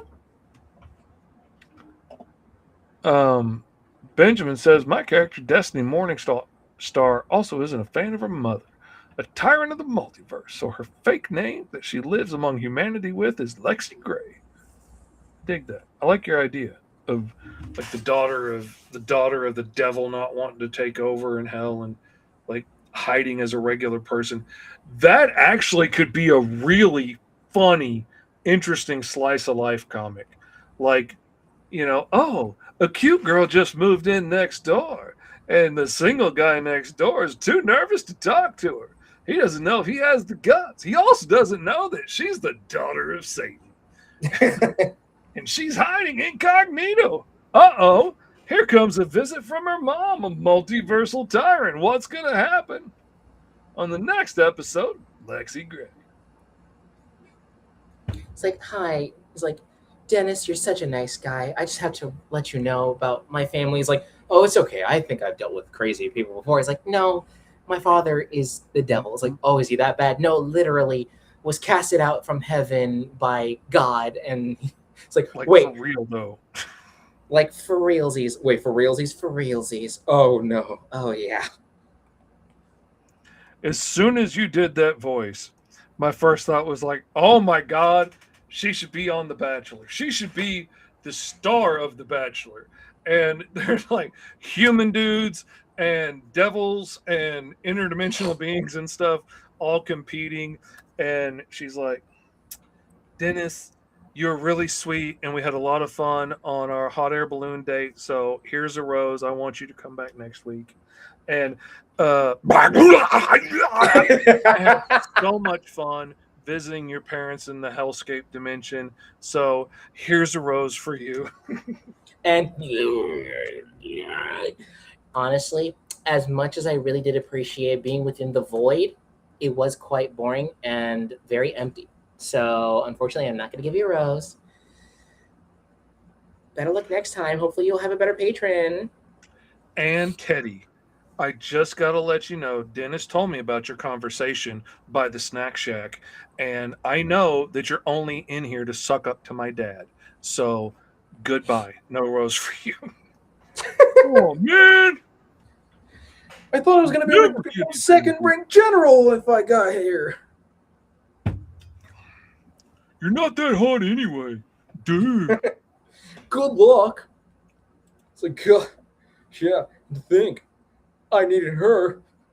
I just wanted to be loved. And use her at I'm the same going time. back to Am my I so ex-girlfriend, evil? the Sphinx. Okay. Oh, I love it. Playing with the shine effect. Here for invert. Oh, whoa. Whoa. No, I just inverted the colors, and it's like all like, oh, that would have been different if I played. Ooh, if I had to do an alternate color for that.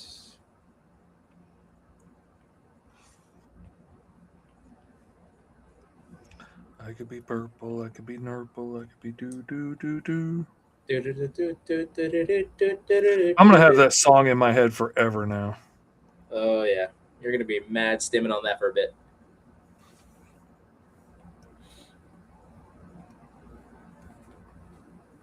Right.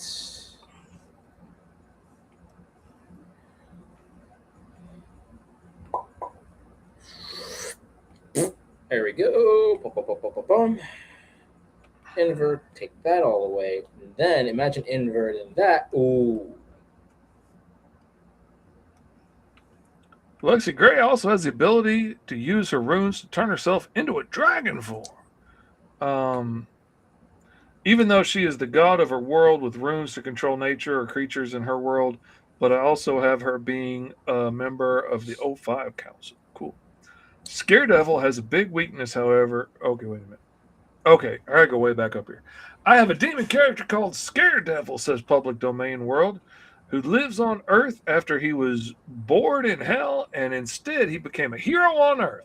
He's hiding as a human student and likes making sarcastic jokes. Scaredevil has a big weakness, however, which is that he has to consume souls, so his powers are becoming stronger again because his dad and Overlord of Hell have decided this is sort of punishment. Garfunk says, "Hey, nope. Hey, nope, indeed. Hey, nope, indeed." There we go. And that is more or less my character for this session here. This session here, there, don't you know? Oh, don't you know, dear. And now every time I do that voice, my friends think about a racist centaur. Gotta love D&D for making some weird jokes come to life.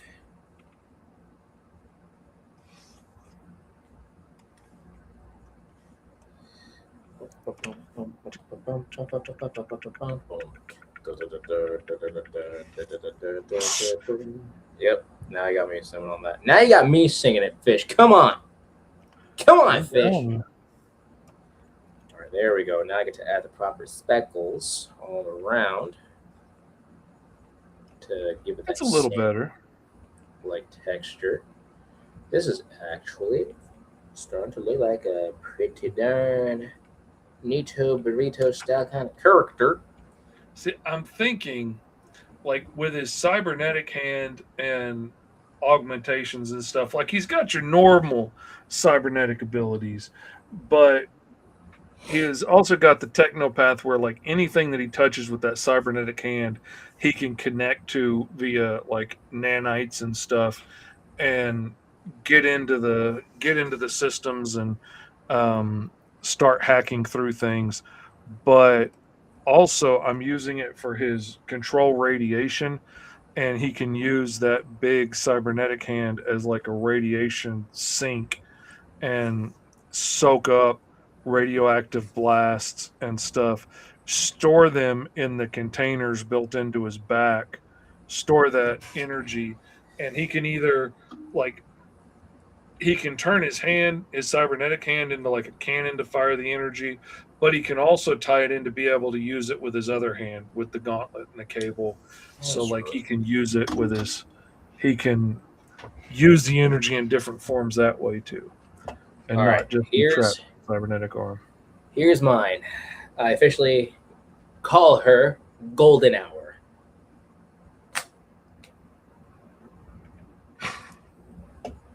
Totally not at all based on the song.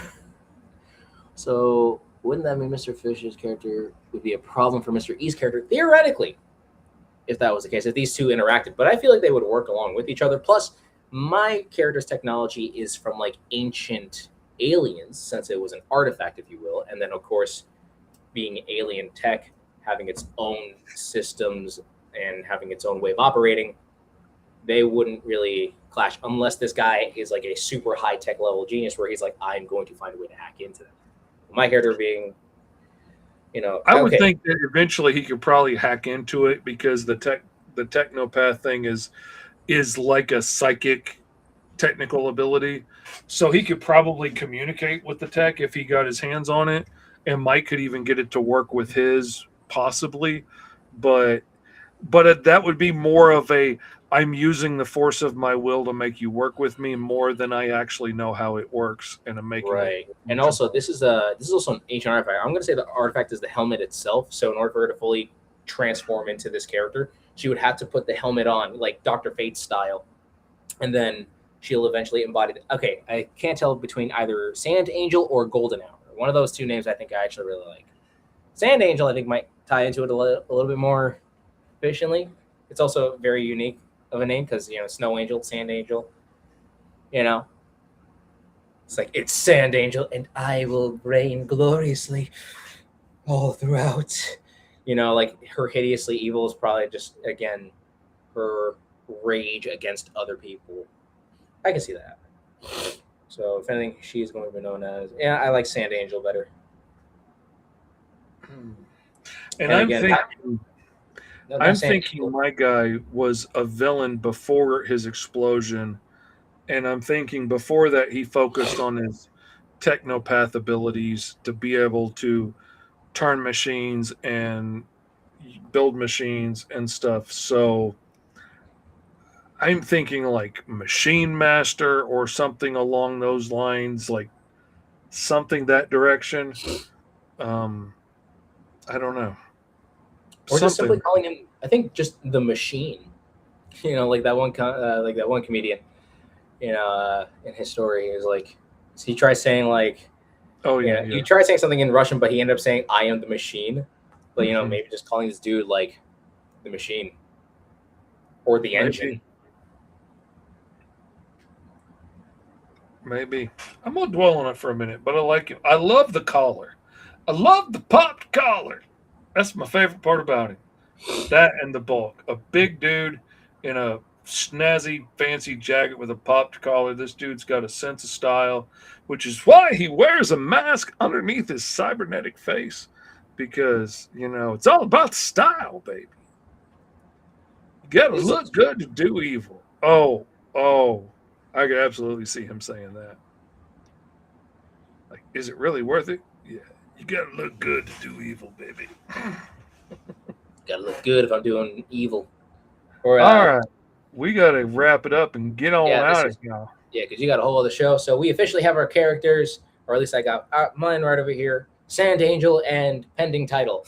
But yeah, this was a super fun, just going at it. I actually really like how this came out. Again, playing with the angelic aesthetics of her design, and also the fact that, playing with sand as I said, that was very difficult. But outside of that, I'm yapping. Please, before anything else, go check out the Roll for Hero Handbook Kickstarter at GoMrFish.com, or go to the Kickstarter, look up Roll for Hero. That's ROLL, the number 4, and HERO.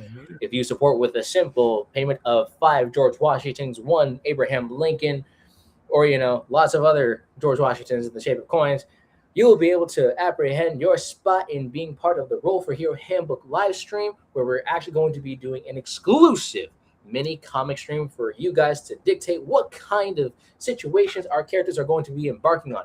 Which characters would you want to see partaking in the stories? What do we got? Pending title 4. That's funny. But again, go check out the Roll for Hero Handbook. Be a part of the exclusive streams where you get to dictate what our characters will be, doing. Are they fighting each other? Are they going to be working together? Who's going to be what? What's going to be where? I don't know. Please go check it out. But outside of that, we are going to be ending our fun time here. So I will be ending things off with our 3 simple rules.